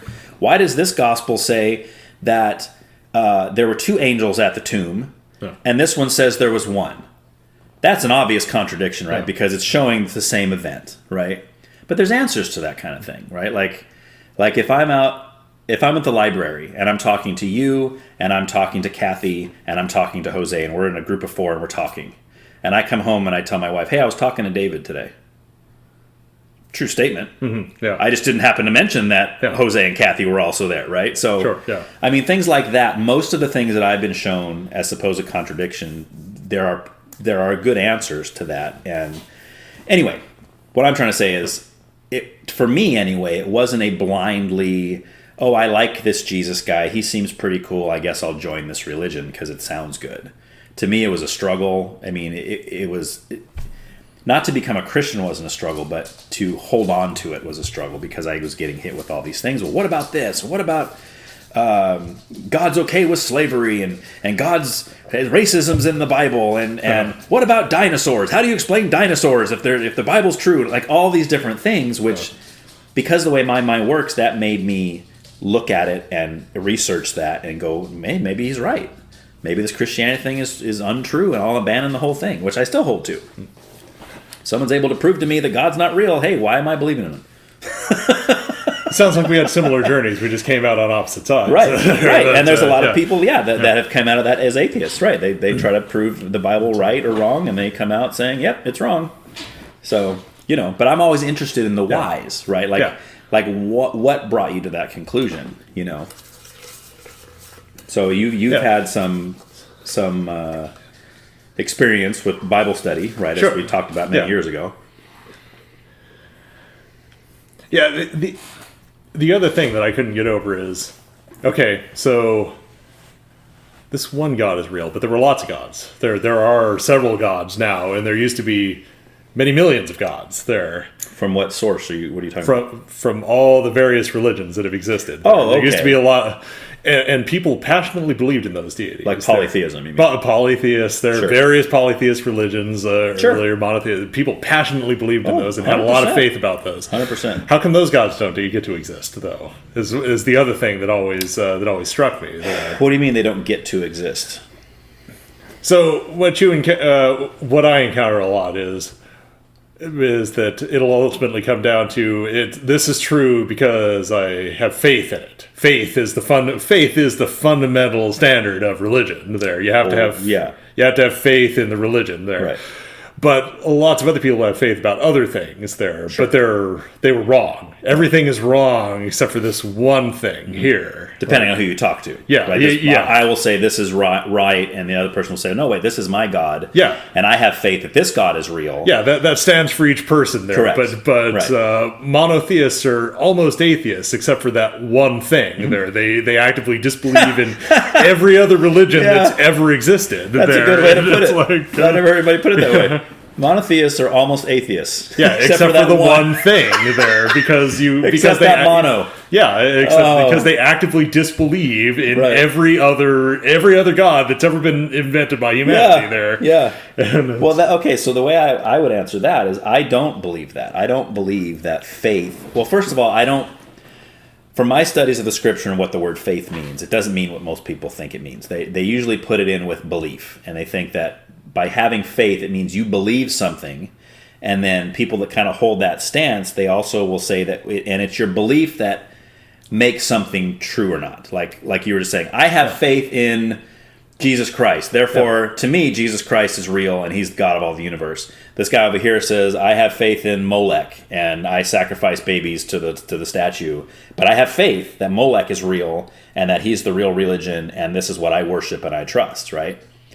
But I don't think that belief or faith dictates truth. I think the job of every person in the world is to find out what the truth is and then line their faith or belief up with that truth, right? Mm-hmm. So I think the faith, and faith, by the way, the Greek word for faith means persuasion, right? So it has to do with being persuaded of something, of a truth or whatever. So the way the Bible presents it is, God persuades me in my heart that he's right. I know that sounds mystical, that it's true, right? And I have a choice to make. Right? I can say, well, is it true? Is it not true? Is it maybe I'm just crazy? Maybe I'm seeing things. Maybe I'm feeling things that are goofy and weird or whatever, you know. But my point is that belief and that faith doesn't make something real, nor does it negate something. Like, in other words, my belief in God doesn't make God real any more than your lack of belief in God makes him not real. He either is or he isn't, Yeah. right?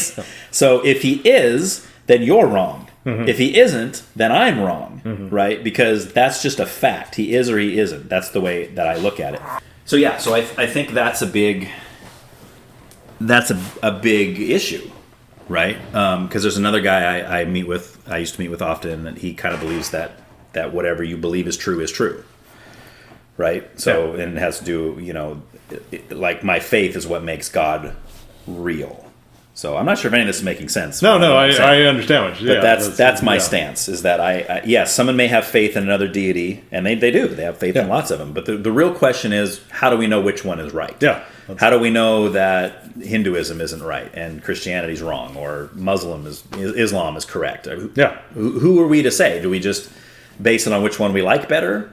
Is my saying, well, this Jesus guy, he's better than this Allah guy, so I'm going to go with the Jesus guy. Maybe I'm wrong. That'd be a stupid way to look at it. Just because I like it better, that's not a good reason either. So for me, I try to look at evidence. I try to look at what's the evidence for Christianity? What's the evidence? And I've even looked at other religions. Most of these books up here are all religious books in different things of looking at different religions, different belief systems. Why are they true? Why do these people believe? So anyway, so I guess I would ask you the similar question I would ask you is what reasons do you have to believe that it's not true? Is that begging the question, or whether? No, it's quite genuine there, but okay. It's a good question. So I would point to several things. Firstly, that the existence of other religions there. That these things have come into existence, and all those people, they came in by the same standard, by whatever revelation or people writing it down there. They came into existence in probably very similar way to the Bible there, and yet all those things aren't true there. Right. So. But you'd have to look at how they all came into existence. You see what I'm saying? Like, you can't just assume they all came into existence in the same way. No, you can't.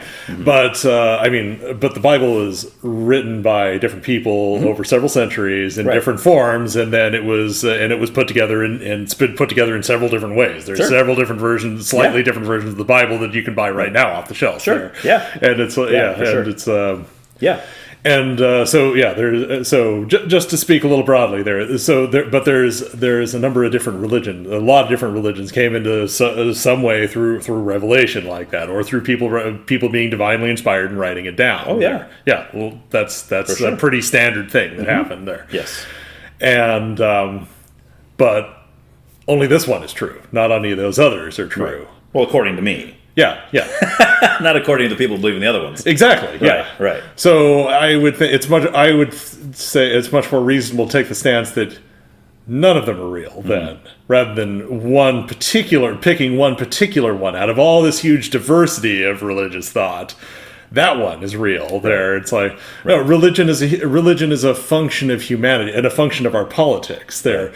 Humanity invents religion to serve certain political needs. There to convince you gotta have someone to convince. I'm a servant of this god, or or else the volcano is going to erupt if you don't give me a small part of your harvest. There, and that allows for so that religion was invented out of some sort of social need for that. There, right. And then but it not.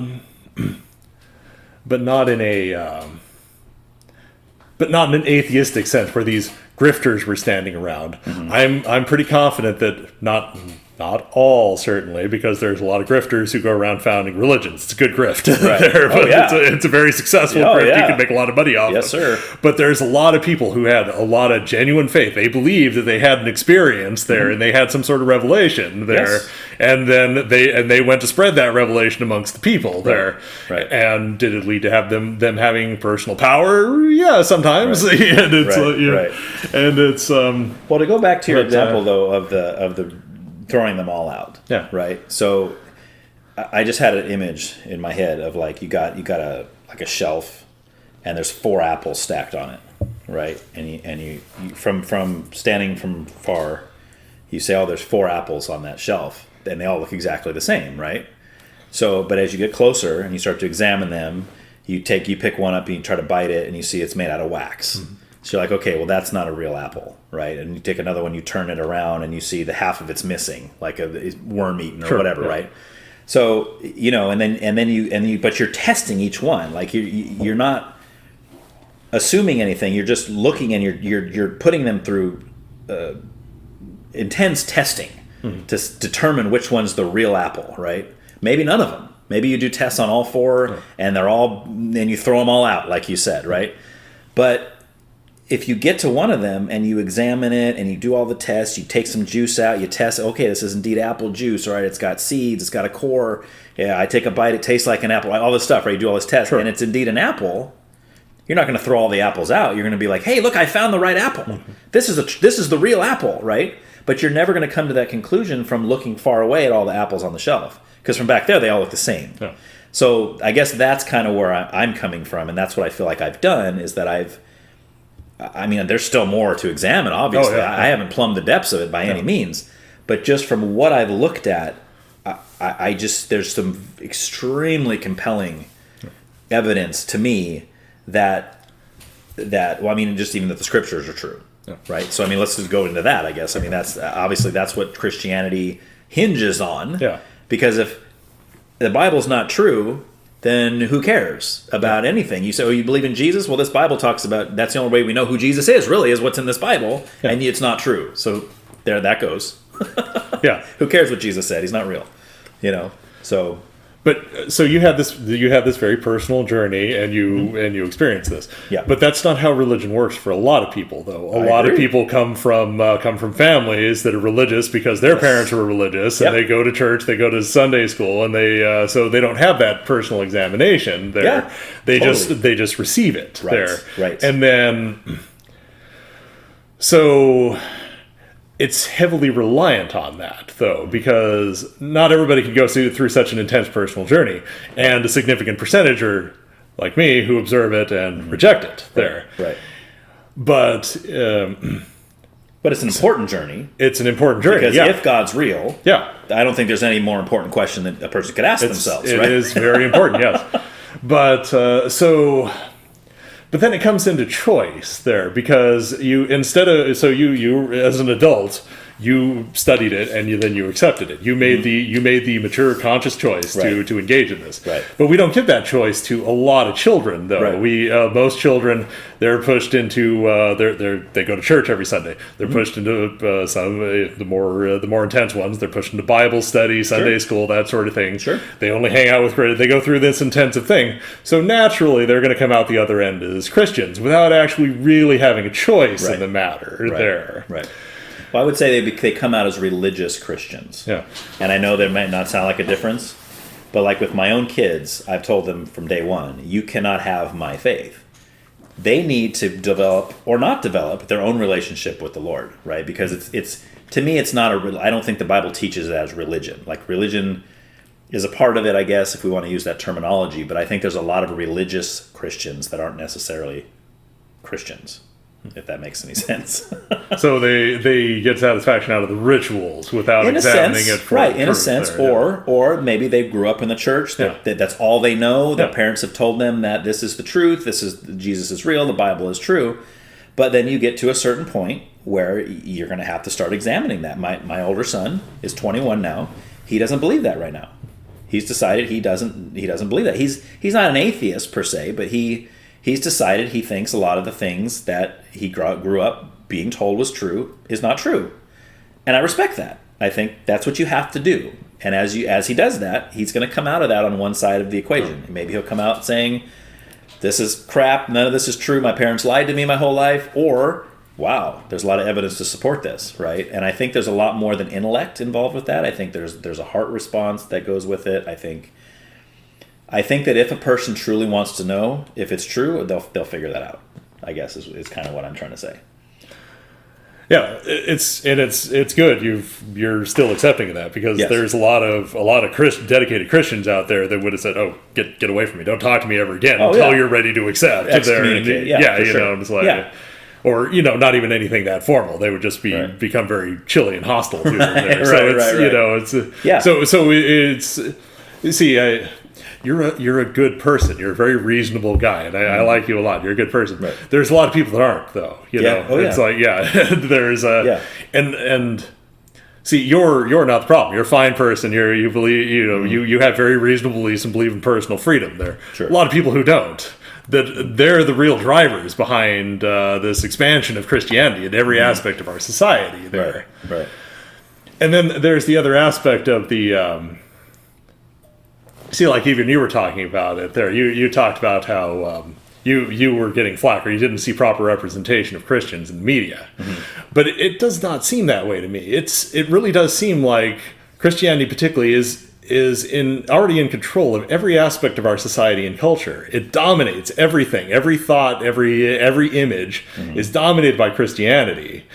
And they're just trying, and we have certain freedoms from that. That protect us from that, and this agenda is busily encroaching on those freedoms. They're trying to destroy our choice because ultimately they want to strip us of our choice to believe. Our free will to believe in Christianity, believe in Christianity or not. That's what Christianity is. America is a Christian nation. There that flies in the face of the basic freedom to accept or reject. And you're a good person. There's other good people like that. But the problem is with political Christianity, there's a lot of people that don't believe that. And it's a fundamental part of religion because you think your religion is good naturally. Right. You think that the world would be better if everybody adopted your religion. That's just an inherent part of believing in something there. Right. But it's a very small step from that to, well, everybody would be better off if we pushed it upon them there, or if we forced it upon them. Right. And I know Stephen King thinks this is a very poor argument, but buried in the seed of every time you believe that there's something more important than freedom and being alive there, and there's a soul or something like that. Every time, and that is infinitely more important than the quality of that person's life there. That breeds an inquisitorial attitude there, because you're doing that person a favor by forcing them into their religion, whatever the means, because any suffering they undergo in life is irrelevant compared to the gift of the afterlife there. So which is true if it's true. I mean, it's true if it's true. Yeah, if there is an afterlife, that's a good one. Then obviously any suffering here on earth. Yeah, but I agree with you. And I who never pushed Christianity on people was Jesus. He didn't. Yeah, you know what I'm saying? Like he didn't. He wasn't trying to force people to believe anything. And I think you're right. I don't think there's a benefit to that. But if we're talking about just the Christian beliefs, and if some of those, if they were followed by everybody, would not be better for our society, I would say I think so. I mean, you take just the idea of putting others above yourself. Could you imagine if everybody on this planet put others above themselves? Like they looked to the interest of others first, and they weren't looking out for themselves. And I care more about what you want. Let me help you out, as opposed to trying to help myself. If everybody was doing that, that's generally generally that's a good idea. Right? Then we'd all be fighting over who got to do what for other people. Yeah. No, I'm going to do it for you. No, you're not. I'm going to do it for you. You almost need selfish people for that model to work. But there's things like that. But I mean, so do you think there's parts of the Christian belief system that would be a detriment to our society? Yes, definitely there are. There's the inherent infringement on freedoms there of choice. Like what? The Christian religion comes with certain things. We'd already discussed family values at some length there. Yep. That's not for everybody though. But everybody would have to go. Some people would not respond well to that. There are some. There's a fraction that There's a fraction that does, and that's good. That's good. That's good that they have the freedom to pursue that there. Right. But if we start, and it's not like these are new ideas. This is the way the world was for a couple thousand years there, when Christianity was the dominant force in the world, in the Western world, I should say. Right. And then there was from Jesus on, you mean? Yes, from St. Paul and then the conversion of the church, and but you're not talking about like Old Testament. Like no, not Jewish Old Testament. Times. Yeah, no.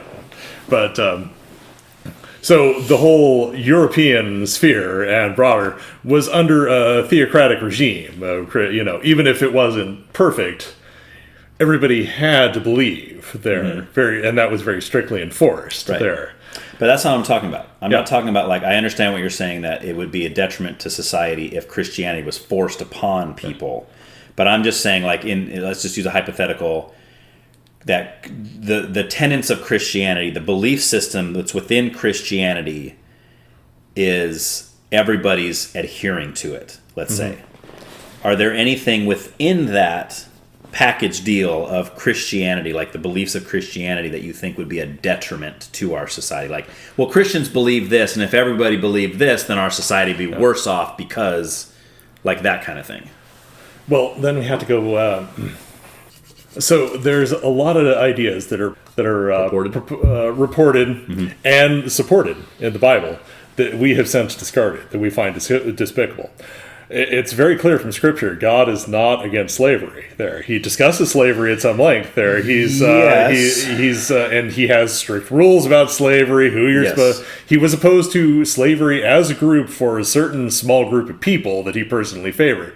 But he's not anti-slavery. Even they could enslave each other as long as they right. So we have to look at that. With that one, we have to look at what that means in the Bible. It's not the slavery of what we know, the plantation slavery, the Africans and the whole deal with that whole thing. That we're talking about, a lot of that was voluntary. I mean, there's slavery today. You and I are slaves to the city of Santa Maria. Right, we're working to make money. Right, that's a form of slavery. Worker, employer. We're not talking about whipping and forcing into do things. Like I don't think that's what the scriptures are talking about when it says slavery. Well, that would suddenly become a vigorous debate, though, and I don't think that's a good territory to be in. To be debating that. No, to be so far in that position that you're talking about how you can treat your slaves there. Well, I think it's the word slave. Yeah. I think that's throwing it off, because that word can also be translated servant. Sure. Yeah. So I mean, we hear the word slave and we think of the movie Roots, right? We think of Kunta Kinte being whipped by these white slave owners, and we think of that kind of thing. We hear slave, but I mean, if we're just talking about a worker employee. I mean, an employer-employee relationship, I mean, that's... We don't call that slavery. Like, you and I don't say, we might say we're joking. Yeah. Or I'm going slaving at my job, but we don't actually mean, or I go to work, I'm going to get whipped and deprived of food, and my wife's going to be raped by my white slave owner. It's like, that's not what we're talking about, right? So you think, okay, so you're saying that it was a completely different economic model then, and it didn't involve that. It was just involuntary servitude without. No, I don't think it was. No, I don't think it was the same as what you and I do for work today. No. But I think it's also a far cry from what most people think of when we hear the word slavery, right? I don't think that they were being. Obviously, they were mistreated in some way, sure, but that was frowned on. Right, that's why the rules come in. You're not to mistreat your slave, right? But again, that sounds bad, right? The wording, because we hear the word slave. So all I'm saying is, I think that when we break it down and we really dig into what that means in Scripture, it's not what we would think in today's society when we hear slavery. That's all I'm saying. You got a verse? Oh, I was just trying to. For a later point there, I was just trying to come up with something. But let's see, which passage is it? Do you remember what it says? I might be able to help you find it. Well, that's not quite right. There's a series of them there, but the passage that goes, when a man sells his daughter as a slave, she shall not go out as the male slaves do. There. It's like that framework exists then. But totally. Is created, that framework exists there for that. The framework of male and female and that whole deal, you mean? Yeah, that framework of bondage there, of a woman being transferred as property there. Yes. That's built into the system there. Sure. Yeah. So... But obviously, in our Christian utopia that we're positing, there none of that would be the case. There, we wouldn't have politicians debating about, except some of them probably would be. And I guess I would really want to dig that apart and figure out being said there. And if and then the other question I would want to ask is, say, is that something God's ordaining, or God's contributing to, or God's supporting? Because there's lots of stuff in them. There's murder in the Bible. Yeah. Does that mean that God is supporting that? I mean, when Cain killed Abel, was God going, "That's great, Cain, good job, buddy"? Well, he specifically says in that instance, correct, it's not there, yeah. Right? But what I'm saying is, some of these instances, if it doesn't say either or, we might assume, well, God is obviously all for this. This is all God's doing, just because it's written in the Bible. Well, that's a choice on God's part, then, though. He didn't specify, no, don't do that because it's wrong. There, he provided a framework in which you could do it. Well, maybe, but then we get into what God allows and what God doesn't allow, because that's another question that we didn't really talk about this. But usually, when I ask people why they're an atheist, the number one reason is suffering. They say, I cannot believe that you Christians believe in this God of love. Why are there 6-month-old babies dying from cancer? Why are there 6-year-olds getting hit by cars? Why are 4-year-olds raped and murdered and mutilated in the streets? Why is this happening? If your God of love is so loving, why doesn't he stop that? Right? Yeah. And that's a hard question to answer. Yeah, it is. It is. It's a hard question to answer because by the same token, the God I believe in is all powerful. Mm-hmm. He could stop anything whenever he wants to. He could stop all of it right now. Yeah. He could make it right now so that there would never be another rapist or murderer ever to be born, right? But he doesn't. Yeah. Why? Mm-hmm. That's a good question, right? That's a great question, and that's where you get into an answer that a lot of non-Christians would call a cop-out, and you say, well, I'm not God. I don't know why. I don't know his reasons for doing things. Oh, you wouldn't go into the necessity of suffering Well, I mean, I could go there, and that's kind of the natural place to go, but that flows in with I'm not God, right? Like I wouldn't inflict suffering on my children. Well, I shouldn't say that. Okay, this is the example I've used before. If I had all knowledge of the past, the present, and the future, and I had all power, and I also knew that through free choice that I've given to my children, right? I'm talking about my own children and my family, that they could choose or not choose the right things. Mm-hmm. And let's say because of my foreknowledge, I knew that the only way my son would ever become a Christian, which to my belief system means eternal life, it's the best thing you could ever do, right? Let's say I knew that the only way he would ever come to that place where he accepted and received Jesus Christ is if he got into the military, went over to war, got blown up by a bomb, and lost all 4 of his appendages, and he was nothing but a torso and a head. Mm-hmm. If I knew that was the only way he was ever going to get there, I would wish that on him. Mm. Right? But that's only because it's inherently better. Yeah. Well, yes, but that's only because of my foreknowledge. Yeah. I don't have that foreknowledge with my kids. Yeah. But if God's all-knowing, he does. He knows first of all, he knows this. He knows every single person on the planet, born, unborn, dead already, whatever. He knew them before they were born. He knows if they're going to receive him or not. He knows if they're going to believe the truth or not believe the truth already. He already knows that. So for those that are going to believe, he also knows what it's going to take for them to believe, right? So maybe he's doing certain things. Maybe it involves a person who's never going to believe to get cancer and die at a young age in order that a friend of that person who's going to believe needs to go through that grieving and that horrible thing, and that's when they're going to cry out to God, and God's going to reveal himself to them. You see, I mean, this is all stuff that I don't know, but that's because I'm not God. Right, so but he does. If God's real and what the Bible says about him is true, then he knows all that and he can orchestrate things however he wants in order for the greater good. Right, this Bible says he does all things for the good. Right. Yeah. So that makes free will a difficult concept there in this case. There. Sure. So, but you already pretty much gave the example I was going to give there with the inflicted suffering of someone else there. So sure. So you're fully on board with that then. Yeah. Okay. So well, I'm fully on board with believing that God knows what he's doing. Yeah. Yes. Does that mean that I'm taking pleasure in that? No, of course not. You know, when I see somebody go into a school and shoot up a bunch of school kids, do I sit there and go, "Whoa, God's allowing that? Good job, God. No. You must know what you're doing, buddy. Way to go." No, I grieve just like everybody else. Sure. I think to myself, what if my kids went to that school? What if I got that phone call? Hey, I hate to inform you, but one of your kids was killed today in a school shooting. I mean, that'd be devastating. Like, you know, but because of my faith and my belief in God's sovereignty and his understanding of everything, I think eventually I would get to a point in that grief where I just trusted him. Say, Lord, you took my child from me.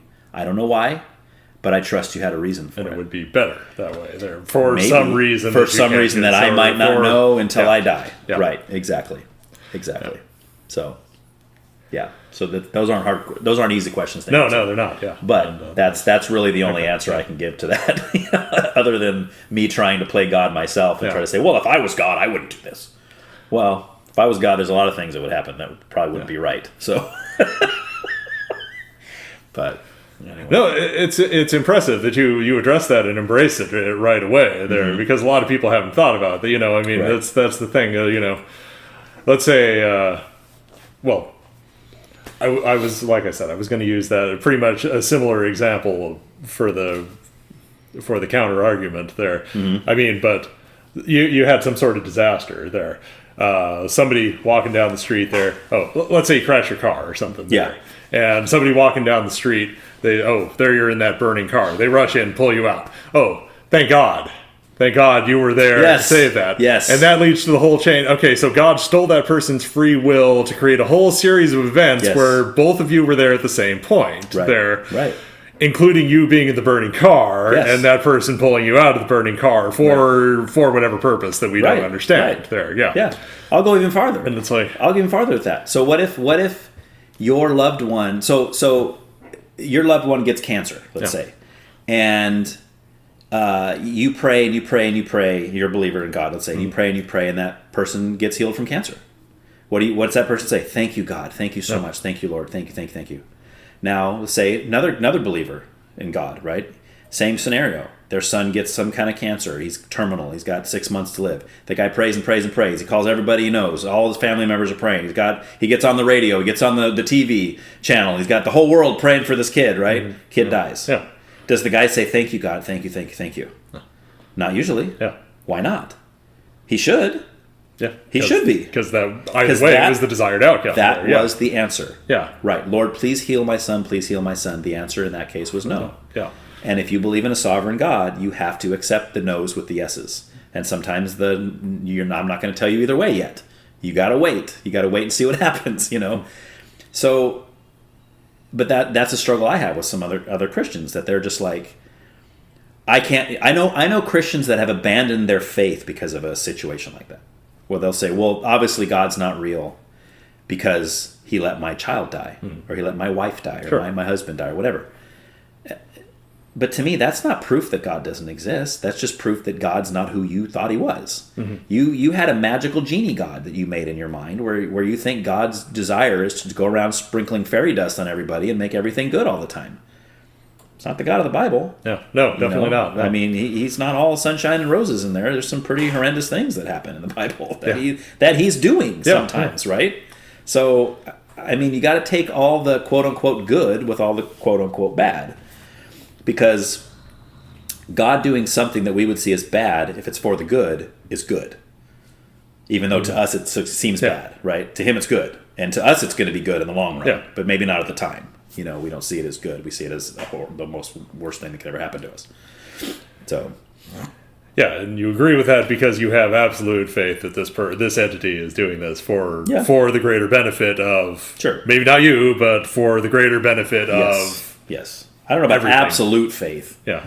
I don't know. I mean, like I said, I'm always open to being shown otherwise. But for me, my research, my understanding, my relationship with the Lord, all the evidence points in that direction. Yes. But if another character were claiming that, though, because lots of people claim that, it's like, oh, this from is another religion, you mean, or from another religion, from a political system, from this like this is for the best. There, you might not understand everything that's going on, but this thing that seems wrong is for the best there. Right. But you wouldn't be fully on board with that, obviously, then.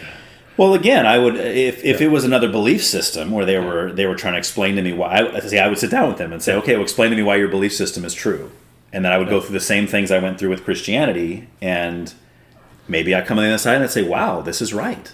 I'm going to become a Mormon. I'm going to become a Jehovah's Witness. I had it wrong all the time. I was almost there, but boy, they bring up some good points. And I'm going to change my thoughts, because again, I'm open to that, because I don't want to believe something that's not true. I just don't. I mean, I just don't. Why waste my life? Like you said earlier on in this discussion, you said with religion, it's something you give your life to. You live your life for it. I mean, if it's all false, why am I wasting my life? Yeah. Especially if it's all false and there's no afterlife or nothing. It's all I have here is on earth. Why would I waste my time believing in a deity that's false and a belief system that's wrong? I'm doing everything wrong. I'm missing out on all the fun stuff. You know, it's like, man, I could be doing all kinds of stuff. That's the Christianity says is sinful. But I'm like, oh, it's not sin. The Bible's not true. God's not real. Well, the argument to that would be the supposed social benefits of this. That even if you don't believe it, you should follow it, and everybody should be forced to follow it because of these various social benefits that we're going to get there. And it's like, but it's... Well, as I already said, I don't believe in the forced part, but I would argue that I think that there are a lot of human benefits to Christianity. Even if you take all the spiritual element out, you say, it's not even true. There is no God. Some guy wrote this, and he just said, hey, everybody follow this. And everybody blindly, stupidly said, well, I don't care if there's no proof. I'm going to believe it anyway. Then I think there are a lot of benefits. I think we'd be much better off as a society than we are now. I think this, personally, I think that the push towards atheism and agnosticism is not beneficial. You see it as a push. But it really seems to be the opposite way. Right. Christianity is encroaching on all aspects of our society. It's a response. It's the... What I mean by a push is I mean more of an increase, maybe like an increase in atheistic and agnostic beliefs. Like if you poll the 40-somethings, like you and I's belief system, how many people believe in God? The percentage is much higher, say, than the 20-somethings right now. Yeah. And then when my kids have kids 30 years from now, it's probably going to be even less, unless something major happens, right? But I think there's been lots of studies coming out recently that America in general is becoming more and more godless. You know, religious Christianity or whatever is becoming less and less and less as far as the numbers of people, right? Numbers, yeah. It doesn't mean that there's gonna be a time where there is no Christians or there is no people that believe in God. I think that's always going to exist. But you look at now as compared to 50 years ago, there's a lot less of that now than there is. Then there's the other direction of the religious Christianity, which I was talking about before, which seems to be increasing in some areas. Yeah. But those of us that are Bible believers and believers in Christianity, we look at it and go, what are you doing? What is all this like progressive Christianity that's coming out now? Let's go, that Bible's no good. Let's throw that out, and we're just going to believe everything that the pastor has to say. You know, and the pastor says all this stuff, and it's like, and everybody's, oh, yes, exactly. I'm like, but then you get back to that whole standard point thing, like your moral standard, your truth standard. Like, what is it? Like, if it's just whatever, and you have nothing to compare it to, then it's just anything goes. Whatever you think is true is true. Whatever I think is true. You know, if I think killing you is the true thing to do, then I should just be able to do that. But you're thinking, no, Ryan, my truth is that I don't want you to kill me, right? Yeah. So whose truth is right? Yeah. You know, we can't both be right in that scenario. So, you know, I don't want to kill you, by the way. No. So, you know. Thank you. But anyway, we should probably wrap there. All right. Unless you have anything else to add. As a closing nothing pithy. Thought. Yeah. Okay. So okay. All right, man. That was good stuff, dude. Yeah. Shoot, man. I kind of wish we had more time to delve into some of that stuff a little more. That was good stuff. Thank you so much for checking out this week's episode. I would greatly appreciate your feedback. You can reach me at Why Can't We Talk About That at proton.me. Also, please join the Facebook group to continue these conversations. Here's a clip from next week's episode. Is everywhere. Yes. Everywhere. Right. In every race. Yes. In everything. I know. It's ridiculous. I know. It's dumb. I mean, yes, okay, let's talk about how ethnically we I don't even want to say we, because I'm not the we. Mm-hmm. I am me, and I'm here now. Right. But land wars, I would say, involves racism, regionalism. I don't know. I would call it regionalism, not even racism. Like, right. It's just you have something I want, and I'm going to take it. Right. That go back to Cain and Abel. That's in our genetics. That's just it's part of sin. Right. It's our sin nature, and every single human is guilty of that. Right. Every single human. So it's ridiculous.